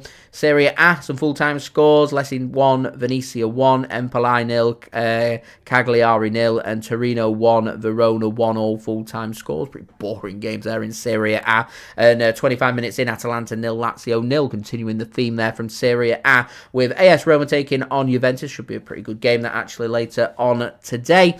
In France, you got 1 full-time score, Lens 1, Saint Etienne 0. You've got currently later scores all into the second half. Montpellier 0, Le Havre 2, Rennes 0, Auxerre 0, and Rennes 0, Strasbourg 1. You've got Marseille taking on Toulouse later on. And you've also got games in the Netherlands, 3 full-time scores. Valvergic 0, Heracles 0, Go Ahead Eagles 2, Utrecht 2, and Sparta Rotterdam 2. NEC Breda 0. Currently later score in the 83rd minute, Ajax 3. It was Sparta 2, NEC 0, and Ajax 3, NAC Breda 1. It's because NAC and NAC Breda next to each other caused my confusion. And a couple of full-time scores coming in from Scotland. St Johnstone 1, Celtic 0, bottom of the league beating top of the league there. And Hearts of Midlothian 0, Dundee United 1. One of my friends is a Dundee United fan. He'll be very pleased with that result. So that takes us to my halftime entertainment. So don't forget, guys, do leave a thumbs up on the stream. That would be much appreciated. Now 33 likes away from 100. Don't forget to subscribe if you're new around here. Press that red button, press the bell, and put your push notifications on. Get your halftime thoughts in the live chat. Tony says we need to put some crosses in at pace. It's all a bit too slow. Adrian says I can only believe that Pep wanted a first half that played like that. Competition for fifth 4-4-5 in the Prem is so fierce that we need to win today. It's careful from Pep. I think Pep knows exactly what he's doing. He knows he's got the game changers on the bench, the likes of Savinho, Grealish, and Jeremy Doku. We know what he'll be looking for, so hopefully we can see them changes sooner rather than later. Abu, thanks for tuning in. Mudgy, thanks for tuning in. Says need pace for the wingers. I do agree with that. Stones, thanks for tuning in. Says Nottingham Forest lost points. Got my fingers crossed for the loss of Chelsea. We need to take advantage of those. Well, Chelsea's already dropped points. 0-0 against Brentford earlier on today. Nottingham Forest have lost. We've got chance here to make gains on the teams above us. We need to win this game. Simple as that. Mario would like to see 4 changes. Mario, which changes would you like to see? And Adrian says Juma Bar played in the RC Lens win today, which is fantastic to see. Apparently wants to have a loan to a Premier League team or be around the City first team squad for next season. We'll see if that does happen or if he ends up staying at RC Lens. RC Lens want to keep him for a full season. We'll see what does happen. Adam, thank you for tuning in. Reckon City are going to win this game, which I hope so. I did say 0-0 at half-time and 2-0 City, so hopefully I'll be correct in my prediction and that does happen. Finally, do go and check out today's video sponsor, which is brought to you by SofaScore.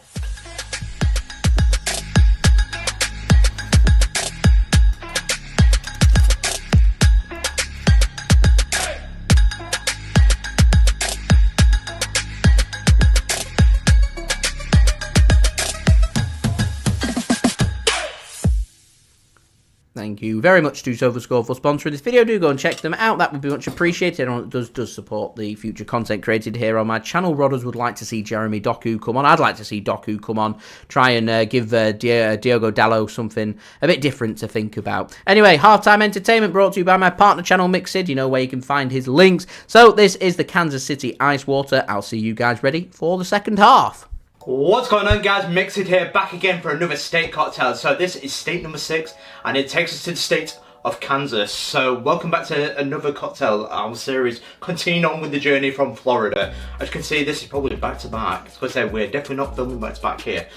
So with this cocktail with Kansas, it is the Kansas City Ice Water. So that is today's cocktail, the Kansas City Ice Water. So it's quite a simple one, a very refreshing one, and it's quite a modern one. Because it dates back to 1994. This one, as I think today is a perfect one, especially with the beautiful weather we're having over the pond in the UK. It's got some beautiful weather, beautiful summer's day.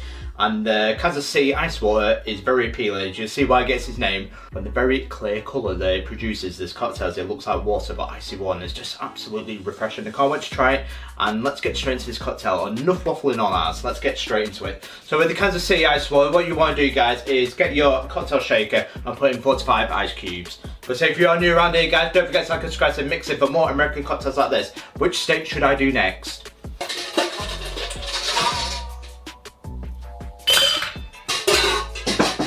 So a little bit of history of this one before we make the cocktail is, it gets its name from the KC metro area, so the Kansas City metro area especially with the patrons at the Rye KC in Leawood, Kansas, which just can't seem to get enough of it. This is where the creation starts from. As it has turned 30 years old now, this creation.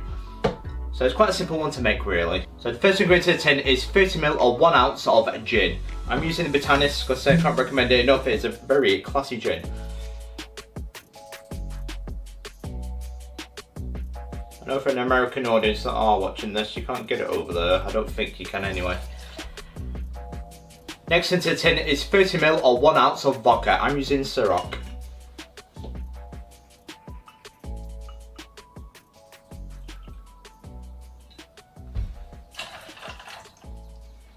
Next, half an ounce of 15ml of pressure squeezed lime juice.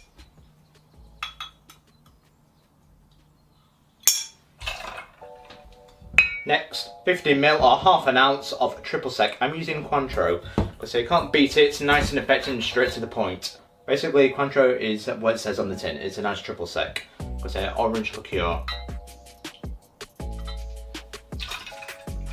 And the last ingredient into the tin is 3 ounces or 90ml of lemon and lime soda. I'm using 7-Up. It's one of my favourites that I like to use.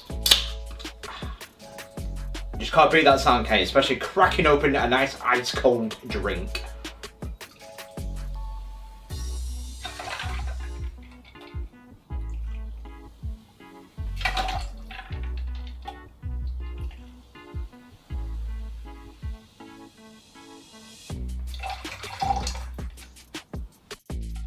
Put your head on and give it a nice hard shake, 8 to 10 seconds to get nice and chilled.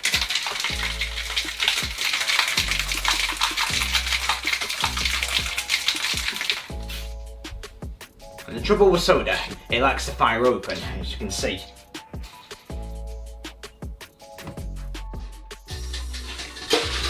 Before straining into it, what you want to do is fill it with ice.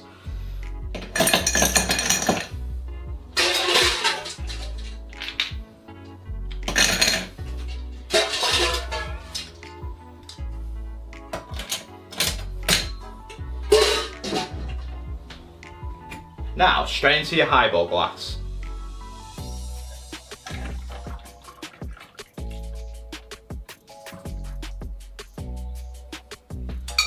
Beautiful. The final thing to do now is to garnish it with the lime rind.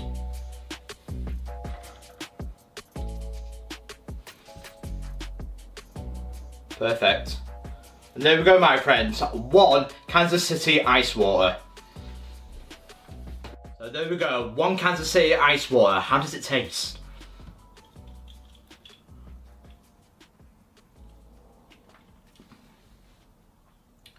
You know what, that is not half bad. That is not half bad at all.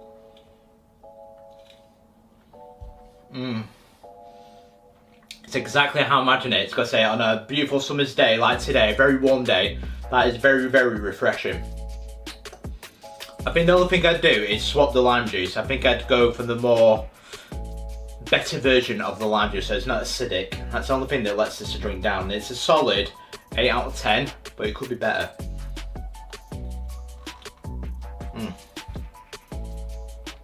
Citric acid dilution will be the better substitution. That is one I will leave in the recipe in the description below. Because I think that'd be better because it's not as acidic as the lime juice like that, which is what I'm feeling. But take nothing away from it. It's a very beautiful drink because it's very clear. I think it needs a little bit of tweaking and it could be a lot better but that is beautiful. That is the Kansas City ice water. What do you guys think of it? If you're from Kansas, do let me know in the comments below if you had this cocktail before, because I want to hear from you guys. But which state should I do next for state number 7 in my US 50 state challenge? Do let me know in the comments below. But I've been Mixed. If you're new around here, guys, don't forget to like and subscribe to Mix It for more US state cocktails like this, and I will see you guys for the next state cocktail. But this, my friends, is the Kansas City ice water. Cheers. Have a beautiful day.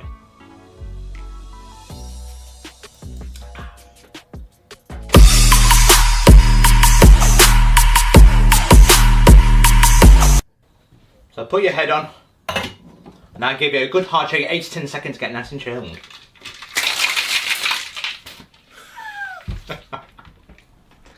We like a mixed outtake, don't we? Anyway, second half is underway. My clock is accurate of where I'm up to in the game, if you are wondering.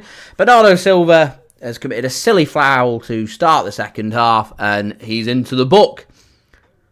In terms of opportunities, nothing.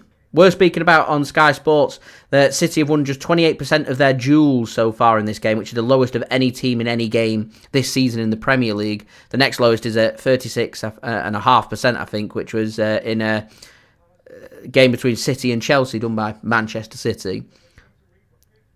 So, yeah, maybe City need to be a bit more physical. In terms of United, they were speaking about the impact of Rasmus Hojlund not being involved in the game. Fewest touches in Man City's half of a Man United player. I think second fewest touches.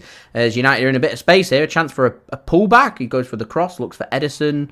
I don't know why he's looked for Ederson. Just puts the ball straight across the byline. Maybe looking for a shot. I don't know. Andrew, not a bad suggestion. Maybe Savinho. I think Bruno Fernandes just gets his feet mixed up there. Left and right foot get in the way of each other, and he can't put a good ball across and straight into the arms of Ederson. Here's Ruben Dias. Yeah, I agree. Next 10 minutes, get some subs on. Got to be thinking about getting some subs on soon. Anyway, here's a chance for City to get forward.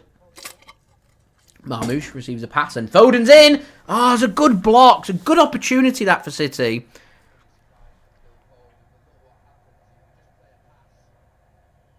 Is he giving a goal kick? It's a good first time City have managed to play the way in and around. Marmoush, good link-up play. Finds Foden. He doesn't make a clean connection there, Foden. Let's have a look.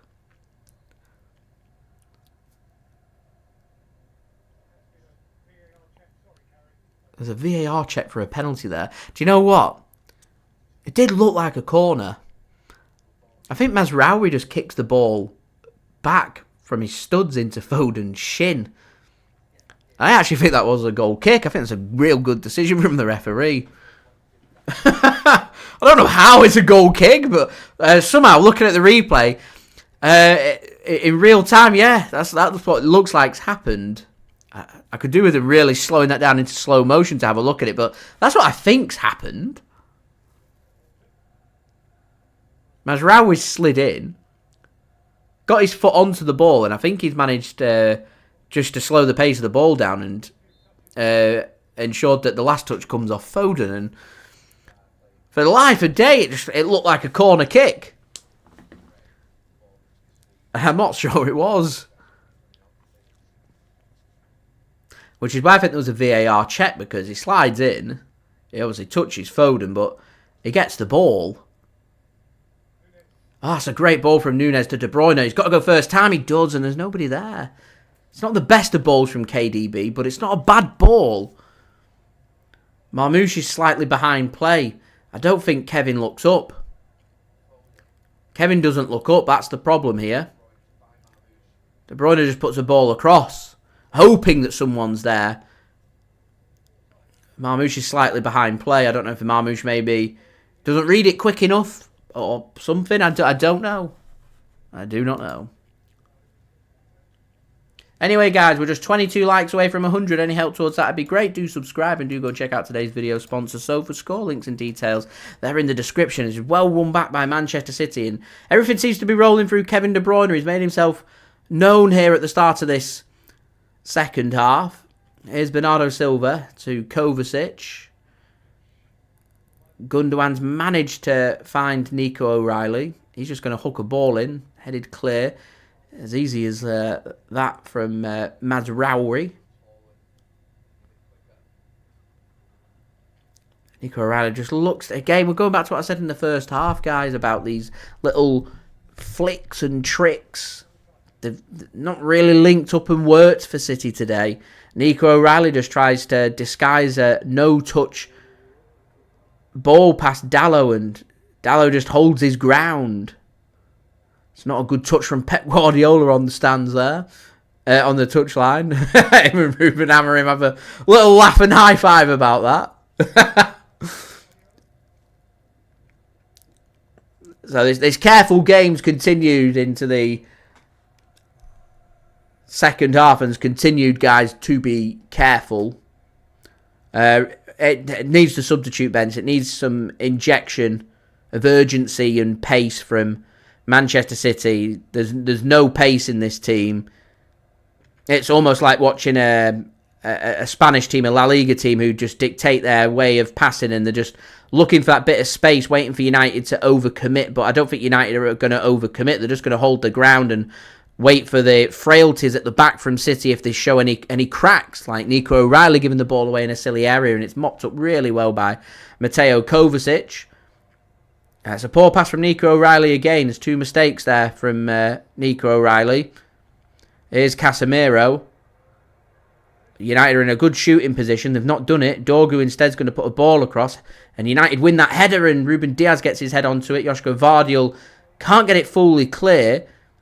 In the end, referee gives a foul against Hojlund on Ruben Dias, and that'll be a free kick and danger averted for Manchester City. So City do make that mistake, but it isn't capitalised upon by Manchester United. I'll be honest, Nico O'Reilly's towering above Casemiro. Nico O'Reilly should be winning that header, and Casemiro just wants it more. It is very lethargic. I agree with Andrew. Tony says, changes. Got to come soon. Oscar Bobb's a careful one. I'll come back to Oscar Bobb in a minute. Here's Foden now to De Bruyne. De Bruyne on his left foot goes for a shot, very similar to the shot we saw in the first half. Drags it, no real power. Straight at the keeper, comfortable save. It's difficult for Oscar Bobb. You don't want to overutilise him, but the games are that important for City now for Champions League football for next season that to chuck a player in who's just not featured in months and months and months, it's going to be so difficult. It's like Rodri coming back and training around the first team. You're going to give Rodri a good 4 to 6 weeks to get back up to pace, and then even then it's going to be difficult to integrate him back in. So the only way I can see Oscar Bobb getting minutes is just being chucked on here and there until he's sharp, and it's going to take weeks for that to happen, and I don't think City have got weeks for that to happen. We're not going to have any dead rubber games unless we achieve our objectives or we fail to reach our objectives come the last game or two. I can't see Oscar Bobb starting any of the games. Same with Claudio Echeverri. I don't see him getting many minutes because we're not going to be able to do that unless we've got dead rubber games, and business end of the season, it's not going to happen. As a good pullback comes in from United, City can get their foot onto that and get it clear. Next wave of attacks coming in, the United fans are excited. A cross comes in, Ederson gets his fist onto that. Edge of the penalty area, here's Doku, works it to the left. Here's Garnacho up against Bernardo Silva. Shot comes in from Garnacho, and that's a good bit of goalkeeping from Ederson. He wants to get City attacking as quickly as possible. Here is De Bruyne. United have still got 5 players back. To Marmoush. Only one forward through Phil Foden in the penalty area, so Marmoush hasn't got any options but to cut this back and gets a bit of a push in the back. Should have gone down there, Omar. He'd have got a free kick in a good position to put a ball into the box then. He stumbled. I reckon if he goes down, the referee would have given a free kick. He does the honourable thing. He stays on his feet. City don't get the advantage. That should be a free kick now. There's the pullback, and that will be a free kick for Manchester City. Agati and Ruben Dias having a bit of a coming together. A bit of Derby Day feistiness. Bernardo Silva comes in. He's getting involved for no reason. He's on a yellow card. Why does Bernardo Silva doesn't need to go in and push Agati. He doesn't need to do it. He's on a yellow card. It's a stupid thing to do. He does not need to do that. Think. Be smart. I know it's a feisty game. I know it's a derby game. You want your players to get stuck in. The foul's there on Bernardo Silva. Ruben Dias does a cheeky little foul on Agati that Agati doesn't like. Ruben Dias has some words but doesn't really respond. And then Bernardo Silva's not happy with the challenge that came in from Agati and decides to push him. He doesn't need to do that. He does not need to do that. It means the referee's aware that Bernardo's on the yellow card and he's going to have a word with him. He's on the referee's radar and he doesn't need to be on the radar. We've got the free kick. Move on. We cannot afford to go down to 10 men. Not in a derby game. De Bruyne's then. He's stood over this. Free kick for City. It's very central. It's going to be difficult to whip a ball in and get pace on this. In fact, he's floated it in. O'Reilly's going to win that and flick it back, and there's nobody there. United get that headed clear. Marmoush, it looked like he touched his arm. Shot comes in from Marmoush. Takes all pace away, and looks like it'll go in wide, but keeper takes no chances. He wants to get United going as quickly as possible. It's a good idea from City. Floated in. Knocked on by O'Reilly. Nobody's there's the problem.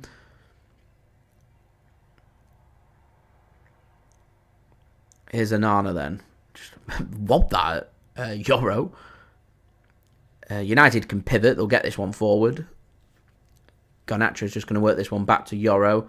Instruction from Maguire is play your pass back to the keeper. And Maguire and De Bruyne having a bit of a coming together there. In the end, I think it's going to be Masraoui that gets that one clear for United. And that's lovely work from Josko Gvardiol. He doesn't get that right. United could have been in there on the counter. It's a heavy, heavy touch from KDB. And free kick given against Kevin De Bruyne. And referee saying, no more of that, please, Kevin. It's late. It's a bit lethargic, this, from City. No surprise that City are going to be chucking a sub on. Yeah, it's Phil Foden that's going to come off and Doku's going to come on. Not a surprise. Not a surprise at all. Anyway, guys, we're now just 21 likes away from 100. Any help towards that would be great. Do subscribe and do go and check out today's video sponsor, SofaScore. So no goal for Phil. He does like a goal against United, but not today. He's like Erling Haaland. He likes a goal against United, but not today. And Jeremy Doku's going to come on and try and give United something to think about on that left-hand side. United are going to make their own change. Let's see, Harry Maguire going off. I don't think Maguire's done too much wrong, to be honest. Doesn't look injured.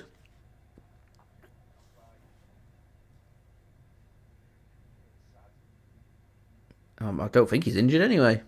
It's a strange one. I think it's Lindelof coming on. Yeah, Maguire just goes straight to the dugout.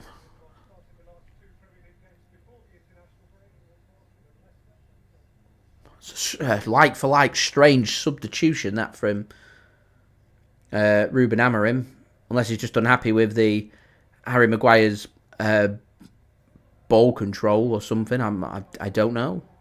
Anyway, United in the City penalty area.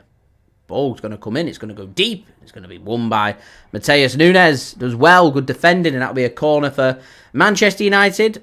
You know, that Dogu's been popping up a lot. It's caused some problems today for City. They've had to be really switched on defensively. I think it might just have been offside. Nunes doesn't know that. Linesman's not giving the offside, so he's got to deal with it. And that'll be a corner for Manchester United. It'll be a close call, that, for offside. Bruno Fernandes then to take the corner. Some defending for City to do.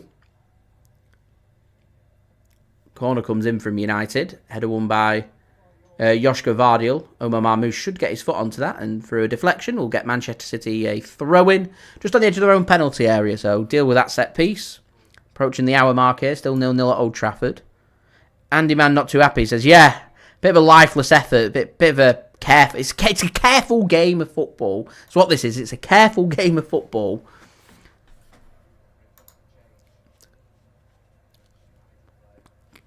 Need to sharpen up a little bit. Don't just want us to limit it to Doku comes on just before the hour mark and that's our subs now for the next 15 minutes. It's got to have some injection of urgency. Cross comes in from United. It's very deep. That's a brilliant dealing with from Matheus Nunes. He did want his header back to Ederson. Bernardo got in the way and he controlled it. I don't think Nunes was too happy about that. Nunes plays the ball forward. Dealt with by United, but it does get rid of the immediate danger away from City's goal as Dalot now just starting to stay a bit further back. I think it's going to be a bit more cautious now with Jeremy Doku on the pitch. It'd be brilliant now for Jeremy Doku to go out there and help Manchester City to make things happen, really. It's one of them games where normally I'm calling for goals and assists from the wide players. More for Doku. I'm just looking for him to try and force United onto the back foot as a heavy touch comes in from Gundogan there. How often have we seen City get into some good areas in the final third and then take a heavy touch today? That's a poor giveaway from United and it's a poor giveaway from KDB, and United are just going to steamroll City and come forward. Down the right-hand side, all United's attacks coming down this right-hand side. They're targeting O'Reilly. Garnacho runs into some bother with Bernardo Silva playing in a deeper role. We could do a bit more injection of urgency in midfield, City. Gundogan or Kovacic coming off. I'd be getting Nico Gonzalez in there. A bit of physicality, an extra bit of pace. Got to do something for me. Starting just to get a bit tired, and how often have we seen from City's ageing team that we get to 60, 70 minutes in and the team starts to look a bit jaded and a bit tired. And mistakes start to happen. Starts becoming a bit of a concentration issue. Got your 5 subs, utilise them. We've been playing every 3 to 4 days. Got to do something about it. Nico O'Reilly dispossessed too easily there. Here's United then coming forward. Bruno Fernandes, he's got Doku to his left. He's going to use him. Nunes, poor positioning. The ball comes in. It's well dealt with by Ruben Dias. The United fans crying for a penalty. Now, I always judge the reaction of the players, and none of the players were appealing for a handball. Ruben Dias even signals to the referee, it's hit my chest, and the referee very quick just to say no penalty. I'll have to have another look at it. I go off the players' reactions rather than the fans' reactions. Josko Gvardiol will get his head onto that and get that one clear. Dalot's got the ball. He's going to give that ball away. And here is Jeremy Doku now. He's got 3 around him, but he does very well to get himself a free kick. Head tennis, yeah, I agree with that, Tony. Head tennis. Newcastle, Julia, very correct. Newcastle also have the game in hand.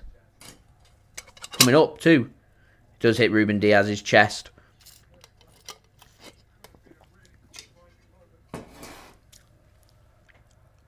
Here's Bernardo Silva then.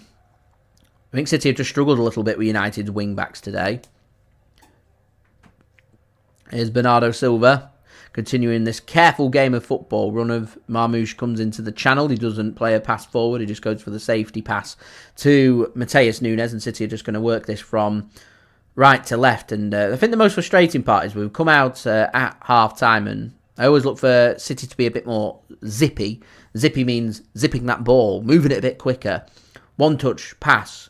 Pass and go, pass and go, pass and go. Constantly. Have the United players chasing shadows. A bit more urgency. And it's just been very careful again. Now Omar Marmoush. Lindelof slightly mistimes his attempted interception. And he gets City a free kick in. It's not a bad spot for a good hit. You get it right. It's about 30 yards-ish out. It's very central. It's an opportunity, though. Marmoush is interested. De Bruyne is interested. Ruben Dias is having a discussion with said players. Gundogan's just around there. Instruction comes in. City are definitely trying something. They're definitely going to have a shot on goal here. I'm certain of it. Question is, will it be the soon-to-leave Kevin De Bruyne wanting to mark his last Manchester derby with a sweet free kick? Or will it be Marmoush looking to announce himself to a Manchester derby with a sweet free kick? So Ruben Dias and Nico O'Reilly. So Ruben Dias is helping to organise what's going to happen on this set piece. I think City are going to put their foot through this. So this is maybe going to suit Kevin De Bruyne more than Omar Marmoush. I might be wrong. I am wrong. It's Marmoush, and he forces a save from Onana. Probably the first time Onana's had to get some grass on his kit today. He's had to make a dive. It's a comfortable save, but it's a shot, and it's a shot on target. Very comfortable save for Onana.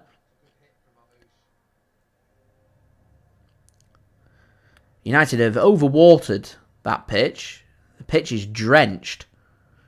You'll see, if you're watching this game, all the water coming off. It's very sunny. We've not had much rain in Manchester for the last couple of weeks. Been nice weather, actually. Another sunny day, and it's going to go on for at least another week. Here is Bernardo Silva. Ah, you heard that right, Manchester. Nice weather, sunshine out. Consistently, not just like the odd day. Is Ruben Dias. City not doing much. There's runs coming in, but they're not playing that ball. Anyway, guys, we're now 17 likes away from 100. Do subscribe and do go and check out today's video sponsor, SofaScore. Links and details, they are in the description. So again, City just can't create or do much.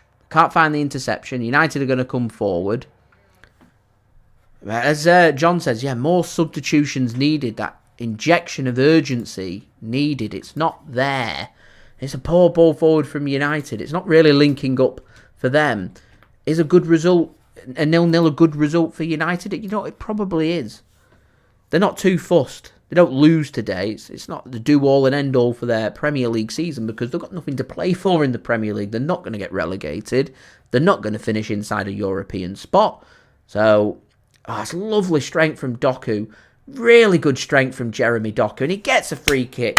Brilliant, brilliant work that from Jeremy Doku. Really good work from Doku.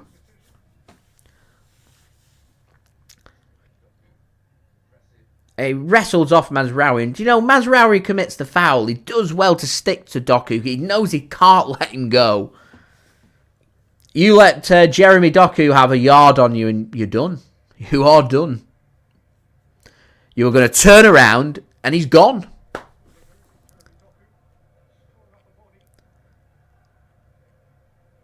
Yeah, it's a brilliant show of strength from Doku. Now, Doku's a good example. He must be around the same height as what Rico Lewis is. Rico Lewis hasn't got any physical strength. He struggles with the physicality of the Premier League. Doku's just as small as he is, but he's strong. He's so strong. Mazraoui is much bigger than him. He's got much bigger physical presence. But he can hold him off. He can hold his own. And that's to me, is what Rico Lewis needs to be looking at. He needs to beef up a little bit. Get on the protein. Dalot's just forced to foul Doku there and he's into the book. Rico does need to hit the gym. Dave's seen a brilliant game of rugby league. This game not so brilliant. It's a careful game.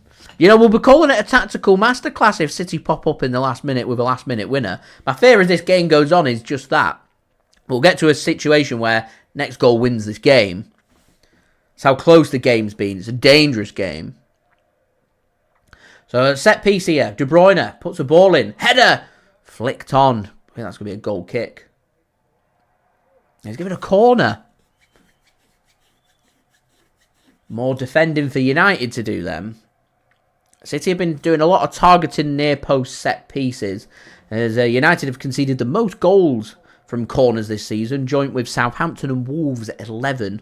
Premier League averages conceding 5 goals from corners. City's name not in the mention there. So Kevin De Bruyne stood over this set piece right in front of the City away faithful at Old Trafford. Corner, De Bruyne comes in.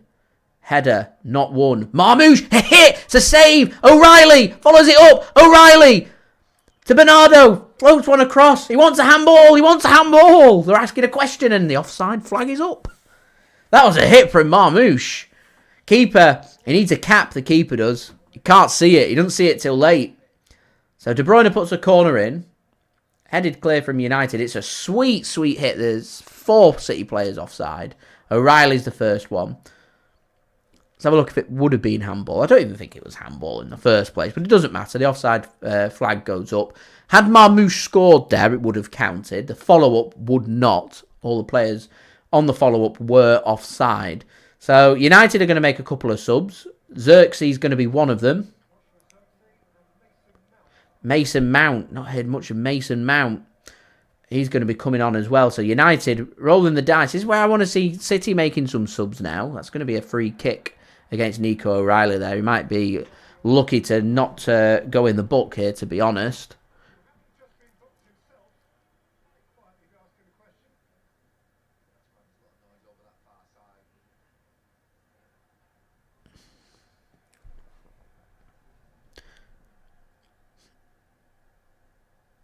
He does escape a yellow card there. I'm surprised. In particular, Dalot just gone into the book. Committing a cynical foul. It was a cynical foul from O'Reilly. So ball comes in from Bruno Fernandes. Not a very good ball in. Gundogan, first man, gets that clear. Here's Bruno Fernandes. Managed to find his pass again. Another chance for a ball to come into the box. Edge of the penalty area and it's just wide. City knew nothing about that. Ederson was just stood still. It's a sweet hit from Ugarte, I think it was. In the end, it's a couple of yards wide. United will be able to make them substitutions. It's a similar hit to what Marmoush just had. A sweet hit. And I think it's going to be Ugarte's last contribution as he's going to go off. Hojlund's going to go off as well. So Xerxes, so like for United up top. Xerxes going to come on for Hojlund. Hojlund's not really had the impact I think United were looking for. Agate's going to go off as well after that hit. And Mason Mount's going to be the player that comes on. So some fresh legs in attack and in midfield from United. I wonder how long it's going to be before City start to look to the bench. We do not normally start to look towards the bench to 75, 80 minutes in. It's a handball, surely. Referee, yep. Says it's a handball on Bruno Fernandes. And that'll be a free kick for Manchester City. Bernardo just pushing his fellow countryman, both Portuguese internationals, out of the way. Bernardo is like that. He's a very competitive player. Having to sit in a bit of a deeper role. Pings the ball forward, looking for Nunes. He does well there, Nunes, and then plays his pass, and Lindelof reads that one. Should be cleared by United through Doku and Is. Bernardo has to come across and put an interception in on Alejandro Garnacho, and that'll be a free kick. A throw in for Manchester United, and Rico Lewis is going to be coming on, and Jack Grealish is going to be coming on. Whilst I've been looking for some pace and energy in this game, City are looking for some fresh legs. They're going for midfield. Matheus Nunes left for dead there. Is Garnacho now to Bruno Fernandes, back to Garnacho. Matheus Nunes comes in.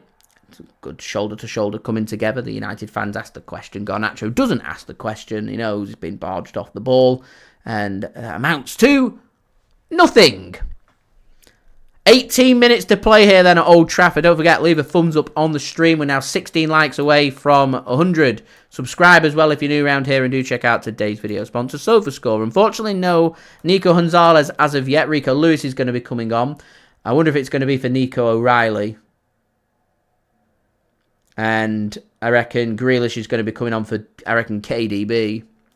It'll be him or Gundogan that's going to come off. They're going to be looking for a bit more. Grealish, I think, is going to go through the middle here for Manchester City.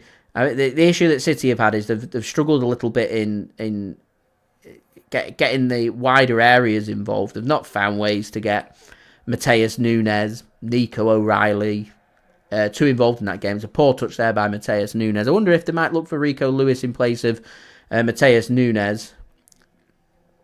So first substitution is going to be Grealish, and it's going to be Gundogan rather than De Bruyne that's going to come off.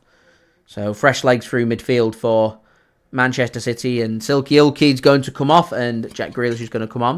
And it's going to be Nico O'Reilly that does come off for Rico Lewis.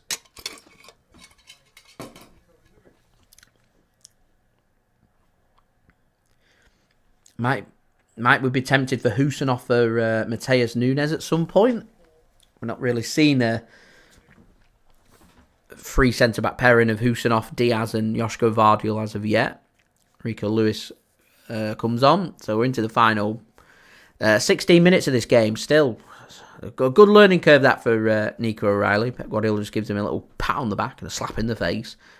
It's very handsy, Pep Guardiola. He's very touchy-feely. City now trying to put a bit of press. Got everybody behind the ball. Part of the bus from Manchester City at the moment. United just trying to get up ahead of steam. It's been a very close contest in this second half. There's not been spells that have been dominated by either team. It's just both sides waiting for that opportunity that's not really come. Again, this careful game of football has continued. A long ball comes in from United, which Matheus Nunes gets under control. He's under pressure from Garnacho. And I don't know about you guys, but my heart sinks every time I see Matheus Nunes touch the ball. I don't know if it's just because we're playing United and he made that mistake at the Etihad, and we're getting towards the end of the game, and I'm just a bit fearful. I do feel like United maybe just want to target as well, as that's going to be a throw-in for Manchester United. Ruben Dias knows the last touch came off him. He didn't want to concede a corner to Xerxes, so he'll give United a throw-in instead, and it's a poor throw-in. It's intercepted well by City, and Bernardo Silva is going to come forward. Do we get in a free kick? And we get a free kick well-timed. Don't think there was too much in that, but referees said it's a cynical foul. Stop the counter-attack. Mason Mount only just come on. Tells the referee to F off there. Goes through Bernardo Silva. There was a lot in it on real time. Like there weren't too much in it, but I can see why Mason Mount's been shown the yellow card for that one. It's a cynical foul. Definitely think Bernardo Silva wanted a foul. Will take the foul. Allow us to have a bit of possession and get forward. Here's Jackie G then. First touch for him. Plays a pass to Jeremy Doku. Here's Kovacic now. Imagine Kovacic might just continue to sit in that hole alongside Bernardo Silva. Here is Josko Gvardiol to Matheus Nunes. I think we're missing a bit of a physical presence on offer in attack. We've not really found a way to get Omar Marmoush that involved in this game either. Here is Kovacic then to Rico Lewis. I've been thinking to myself, these 4 games coming up for City. United obviously today, away from home. Crystal Palace at home. Poor pass from Doku. Everton away, followed by Aston Villa at home. Big 4 games coming up. I feel like City, they want Champions League football for next season. They've got to be looking at 10 points. But this game finishes 0-0. There's one of them 10. Means the next 3 games, you need to win all 3 of them. Palace at home, Everton away, Villa at home. Not easy games. Palace on paper, you're thinking, oh, it's a home game, got to be winning that game. But Palace are a good away team and it won't be easy. Everton look rejuvenated under David Moyes at Goodison Park. Last game at Goodison Park for Everton playing against the top 6 Premier League team. They'll be well up for that. Difficult game. Villa at home. Difficult game. Villa are a good team, good players. Christ. Oh man, United still got the opportunity. It's a good block from Rico Lewis, so still the danger's there. Bruno Fernandes. Dalot puts a ball in. Rico Lewis gets a block out for a corner. Appeared from nowhere, that, and I think United should score. It's the best opportunity of the game. Garnacho plays his pass to Doku. He finds Xerxes. He makes good connection. It's a good save from Ederson. A really good save. It's the opportunity that United have been looking for. And the follow-up isn't there from United. Now, City have got more defending to do here. Corner. Comes in. Swung in. Header won by Ruben Dias. Edge of the penalty area. It's an awful shot. And that'll be a goal kick and danger averted for City. So a big warning sign there and a let-off. Truly, I'm a nervous wreck. I'm a nervous wreck. It's stressful, isn't it? As we're now 16 likes, guys, from 100. Any help towards that would be great. Do subscribe and do check out today's video sponsor, SofaScore. Let's get this to another 100 like live stream. That would be much appreciated. A good block from Rico Lewis as well from the Mason Mount rebound. Here's De Bruyne to his Belgian teammate Jeremy Doku up against Mazraoui. Not a good pass from Doku, caught off by Mason Mount. So he should get this ball back, though. Casemiro does ever so well. And United have played their ball forward. Here's Garnacho up against Matheus Nunes. Matheus Nunes does well just to force Garnacho out wide. And overlaps in, and he goes for the shot himself. And takes a deflection. That'll be a corner for United. City are looking a bit tired and a bit leggy at the back. This game's just starting to open up a little bit. That's not what we want in the final 12 minutes. City have got to be tight. They've got to make life a bit more difficult for United. There's a block that comes in from the City defender, so it'll be a corner and more defending for City to do. Bruno Fernandes goes over to take the corner then.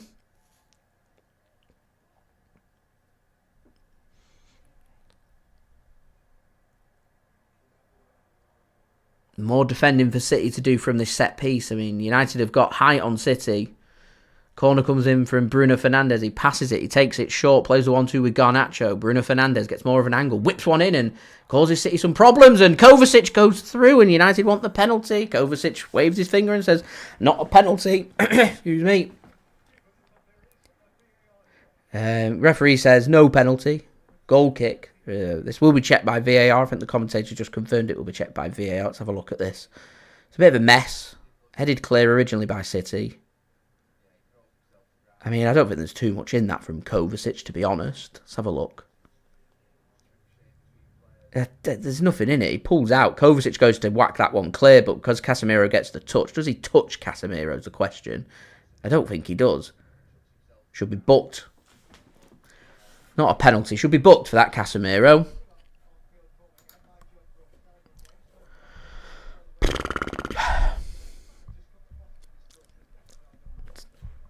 Casemiro's still holding his foot. Get up. Get up.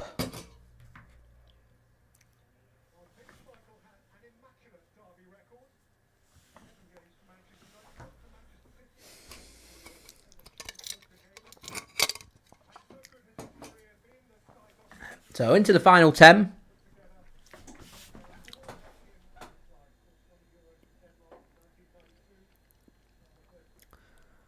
Skimming away from City. Lacklustre from City. That's well won back from Rico Lewis, but he's got no space, got nothing to go. He's going to lose the ball because he's got nowhere to go. Lacklustre. United are getting on top here. They look the better team in these last 10 minutes or so. They're making things happen. They're causing City problems.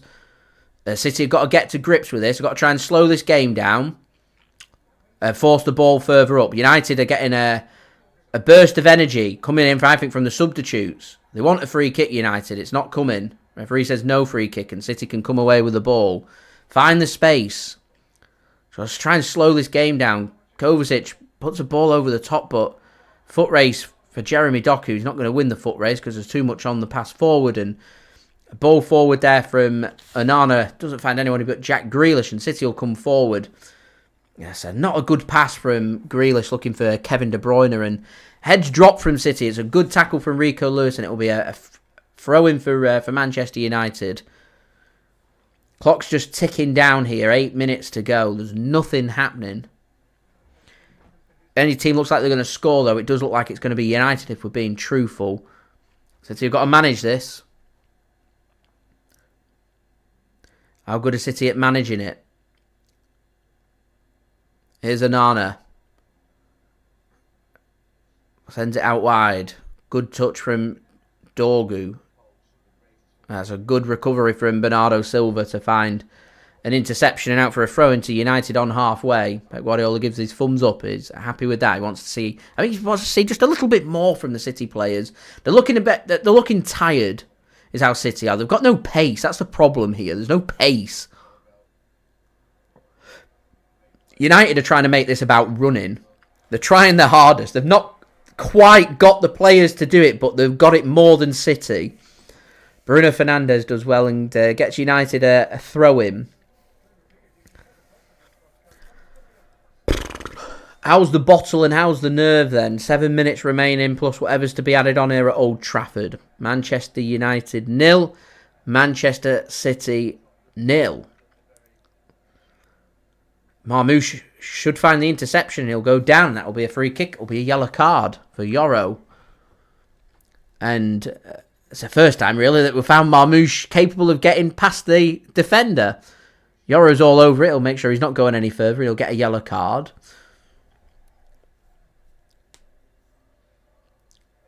So again, just a chance here for City just to try and get a bit more control. United are not chucking the kitchen sink, but they're just trying to... They're finding that adrenaline to find that extra half a yard of pace. And Bernardo Silva's... He's had the ball taken away from him there. Kovacic is covering. The City, headless chickens again, just chasing after the ball. Matheus Nunes is going to get that ball back. He does ever so well there, Matheus Nunes. Ruben Dias then back to Ederson. Takes the touch. He'll find the pass to Rico Lewis. Rico Lewis just sends it down the line and he can't find Jeremy Doku, and that's going to be a throw-in. And City never really looked comfortable on the ball there. I'd say the player that looked most comfortable on the ball was Ederson. Calm and composed at the back.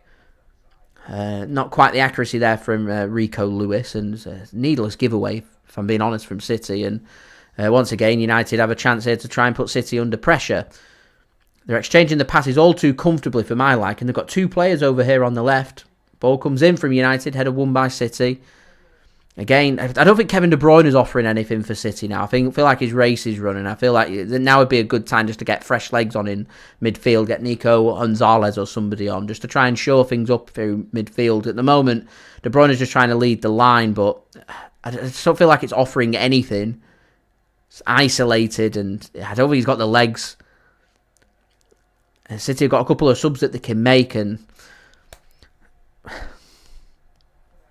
running the risk here. We're getting so late into this game. I feel like we're at a point now the next goal wins. Free kick then for City. Don't forget, leave a thumbs up. We're 16 likes away from 100. Subscribe and check out today's video sponsor, SofaScore. I don't know what Pep's doing, John. I'd like to see some subs made. I'd like to see a bit more energy from the City players, to be honest. At the moment, the game's... City can have their own way. They're happy just to fizzle it out, almost like City are happy with the 0-0. I'm not happy with a 0-0. I feel like this is pretty much a must-win game. Newcastle win tomorrow against Leicester. Leicester aren't very good. Newcastle win tomorrow. They go over us with a game in hand. You know, Chelsea drop points. Forest have lost. You got a perfect opportunity to make some gains, and we're not making gains. Ball comes forward from United, and that's cut off really well by Bernardo Silva. And Ederson was miles off his line. That if Garnacho managed just to sneak the ball off Bernardo there, Ederson was in no man's land. A bit lucky. That run from Matheus Nunes. He got going there. Grealish. He wants the free kick. He's crying for the free kick. He wants the free kick. Referee says no free kick. Sliding challenge comes in from Grealish. You can't get the ball back. United. Oh, it's like they're toying with City at the moment. Here's Lindelof. It's the United fans getting behind the team. They smell and sense something from this game. So like they did at the Etihad, patient, stay in the game and then just capitalise at the end when you can't do anything about it. There's players over here for United. Here's Xerxes. There's a shot comes in, a good block from Ruben Dias. United just happy to let that one go out for a throw-in. Xerxes wants to see more from the crowd. 3 minutes remaining then. More defending for Manchester City to do. And United going to overcommit is the question here now. They're going to push for this. They want it, I think. They're going to long throw it. Send this ball into the penalty area. So City have got to get everybody back. The long throw's coming in. And the United players just hanging around on the edge of the penalty area. They go short. Don't let the cross come in. Don't let that cross come in. Cross comes in. Header won by Josko Gvardiol out for a corner. You cannot let that cross come in so easily. It's good defending from Josko Gvardiol. He's taking a bit of a hit there. He's in pain. He's gritting teeth. He's getting through it. 2.5 minutes remaining. More defending for City to do. Another set piece for United. Another corner. And City look spent. They look done. They look knackered. Bruno Fernandes to take the corner then. More defending. Corner comes in. Header won by City. Edge of the penalty area. Shot comes in again. United can't get that sweet spot. Doku with a shot. Wide. 2 minutes remaining. 0-0. I don't think I've seen enough from City here second half. I'm disappointed with this second half performance from City, to be honest. I don't think we've offered enough. Don't think we've done enough. Don't feel like City want it enough for my liking. Manchester derby, got to get stuck in. Doku does well there, Doku. He's done well since coming on, actually, Jeremy Doku. Here's Matheus Nunes then. De Bruyne has dropped deep for the first time in the game. Trying to find his inner Andrea Pirlo. Can he find something? Here's Rico Lewis, United. Got everybody behind the ball. It's just a bit slow from City. It's too easy for United to get everybody back, and then it's too easy for them to get players forward, and they're getting forward in numbers that's caused City some problems. I think City have actually defended pretty well here in the second half, is the bonus that I'm taking from this game. But I just want to see a bit more from City. I've not seen enough. So a very careful game of football. Careful in the first half. I think United have looked better and sharper in the second, and I've not seen enough from City in the second half, is my overall summary. Here's Matheus Nunes. Gets a bit of a pullback. He goes down. And Garnacho pulls out of that from Marmoush, and Pep Guardiola shows his appreciation, and we're going to stop the game now. Doku goes down, feeling a bit of pain. Physios are going to come on. So that'll take us into added time.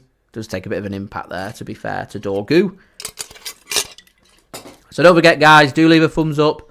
Now, 15 likes away from 100. Subscribe. And do check out today's video sponsor. Sova's got links and details there in the description. Julia writes, massive loss of income if we don't make Champions League. It makes the transition in the summer and signing players more difficult too. As we're into the first, we're going to have 4 minutes. Been a few stop-starts. I thought we might have had might have looked for a grandstand finish and gone for 5 or 6 minutes just to get the crowd excited. 4 minutes being eaten away at now with Doku down for Manchester United. Does mean he'll have to go off the pitch and wait 30 seconds to come back on. So United will be down to 10 men momentarily. So it's definitely next goal wins this game. Is there to be a very late winner in this Manchester derby at Old Trafford? Bruno Fernandes given the Sky Sports man of the match. You see, he's got into some good areas and not made anything happen. He's not had the end product. I'm all about end product. So for me, in such a careful game, I mean, I get that he's been the player that's tried to make things happen, but I think in such a careful game, I tend to go for a defender, particularly if you're keeping a clean sheet. As United getting forward, they've got 3 forward. Now make that 4. City just running back, headless chickens again. Cross comes in. Bernardo Silva should win that header. He does on Garnacho, and Omar Marmoush trying to win that ball back. He does win that ball back. Really good work from Omar. Omar should get a free kick. How's he not got a free kick? Doesn't get the ball.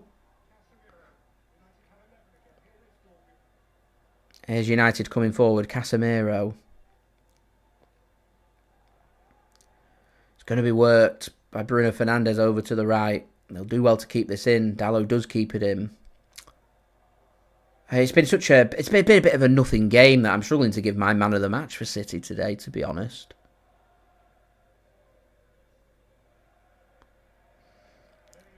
Here's Yoro coming forward, Garnacho coming forward. United are committing players forward. Bernardo Silva does ever so well to get hold of that ball. Matheus Nunes gets his foot on it, but that'll be a throw-in for Manchester United. Will they try and do a long throw? They're going to take it quick. They go quick. Casemiro, Doku, dispossessed by Bernardo Silva, and it's going to be a goal kick. United players and fans furious. They wanted a corner, but Bernardo Silva is insistent that was a goal kick. Doesn't even bother running for it. He's just pointing to the 6-yard box saying, it's a goal kick. Referee agrees. Goal kick. Eats away a few more seconds. We've got a minute and a half remaining. Chance here for City just to whack this ball as far away from the goal as possible. And I think we're getting to a point where we might just have to settle for just a point and 0-0. Bit of an underwhelming game. Not enough for me. Not enough. Chance to capitalise. A brilliant opportunity and we've not taken it. I think Josko Gvardiol is going to get my JSGC man of the match. He's looked so comfortable in that centre-back spot. That's a good bit of control from De Bruyne, and City might be able to get a little opportunity here at the end. Can they win it? Here's Bernardo. Going to the corner flag. He's got nowhere to go. Tangling of feet. United will get a foot on it. Should get it clear. They don't get it clear. Bernardo Silva nearly gets the ball for City, but Bruno Fernandes make sure the last touch comes off Bernardo Silva. So a throw-in for United and a chance here for United maybe just to get the ball forward. Pep Guardiola not happy. He said the ball's not gone out of play there. He wants the ball to go back. United just taking their time.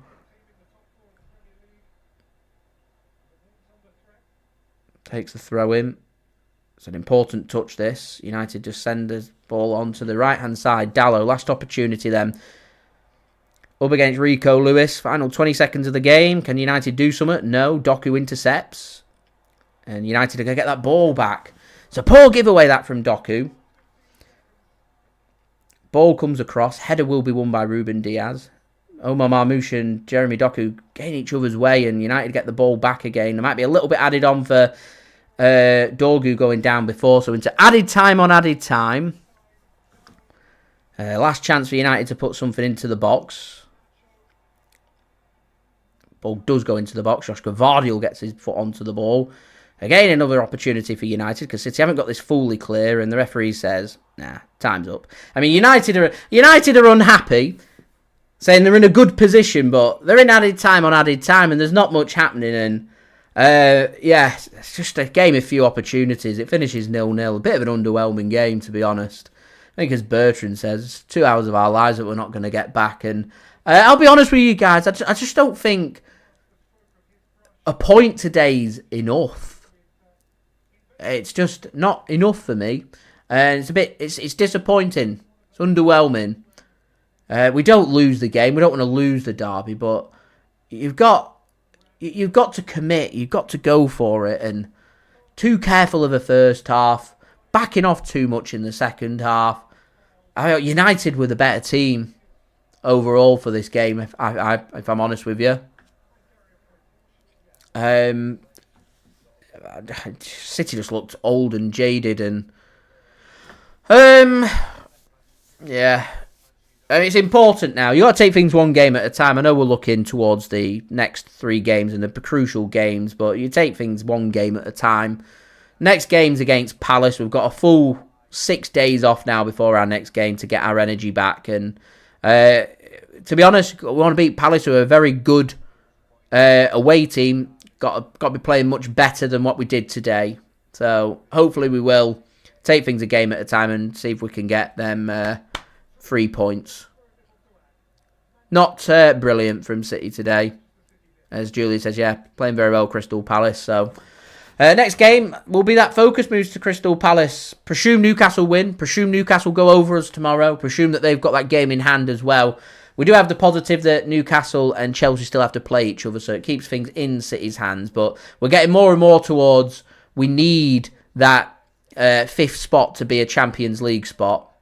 For a weekend that we've had an opportunity to make some gains on Chelsea and Nottingham Forest, we've just not done that. It's a bit underwhelming, a bit disappointing. And it's these big games here where, you know, I want to see the very best from City, and I just don't feel like we've seen the very best from City. It's disappointing. It is disappointing. We'll take the point. We'll move on. Got to make sure we beat Palace. It's got to be near perfect from City's here towards the end. Got to be near perfect. I said 10 points from the next 4 games. There's that point. Next 3 games, got to win them. Not won here today. It means next away game against Everton, got to win that. And these home games, got to win them home games, no matter who we're against. It's getting to these interesting parts. Because of this result today, everything's now must win from now on for City. Yeah. Anyway, guys, thank you so much for watching. 12 likes away from 100. Any help towards that would be much appreciated. Do subscribe if you're new around here. Press that red button, press the bell, and put your push notifications on. Social media links, they're in the description if you want to go and follow me on my Twitter, Instagram, and TikTok. Email also in the description too if you want to hit me up for any sponsorships for any videos or any general business inquiries. Don't forget to leave your thoughts in the live chat whilst we're still live with your thoughts. Do also make sure you have leave your thoughts in the comments below if you're watching this after the stream. And do go and check out today's video sponsor, which is brought to you by SofaScore, which you can go and check out. Links and details in the description or in the live chat or the QR code on screen.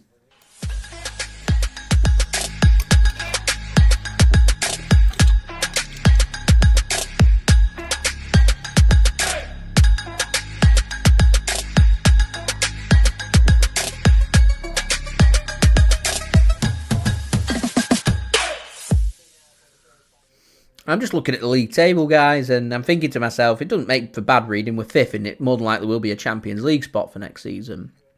Still waiting for official confirmation of that. I think we need one of the European teams to reach the semi-final, which I'd expect at least one of the English teams to reach the semi-final of one of the European competitions to make that official. But I'm looking at that league table, and I'm thinking to myself, it don't make for bad reading if Leicester pick up points tomorrow against Newcastle.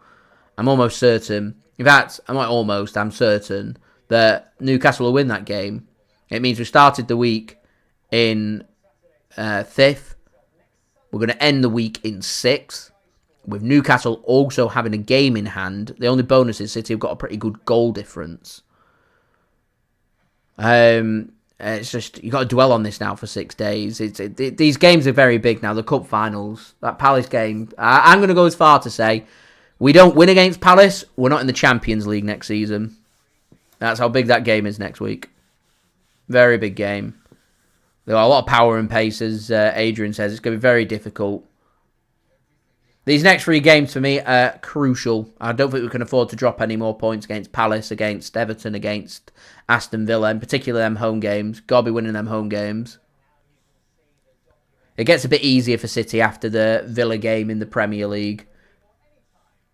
Couple of tricky away games. I mean, you got Wolves at home, Bournemouth at home. I think it's Southampton away, who are already relegated, and then Fulham final game away. I'm hoping there's going to be nothing on that game for Fulham, that they'll already be on the beach, and we'll have something on that game that will be able to make something happen. But these next 3 games are decided for me. I think City win these next 3 games in the Premier League. I think we will be in the Champions League next season. I think if we lose against Palace and it's a maximum of only 6 from the next 9 points, I don't think we'll get the Champions League.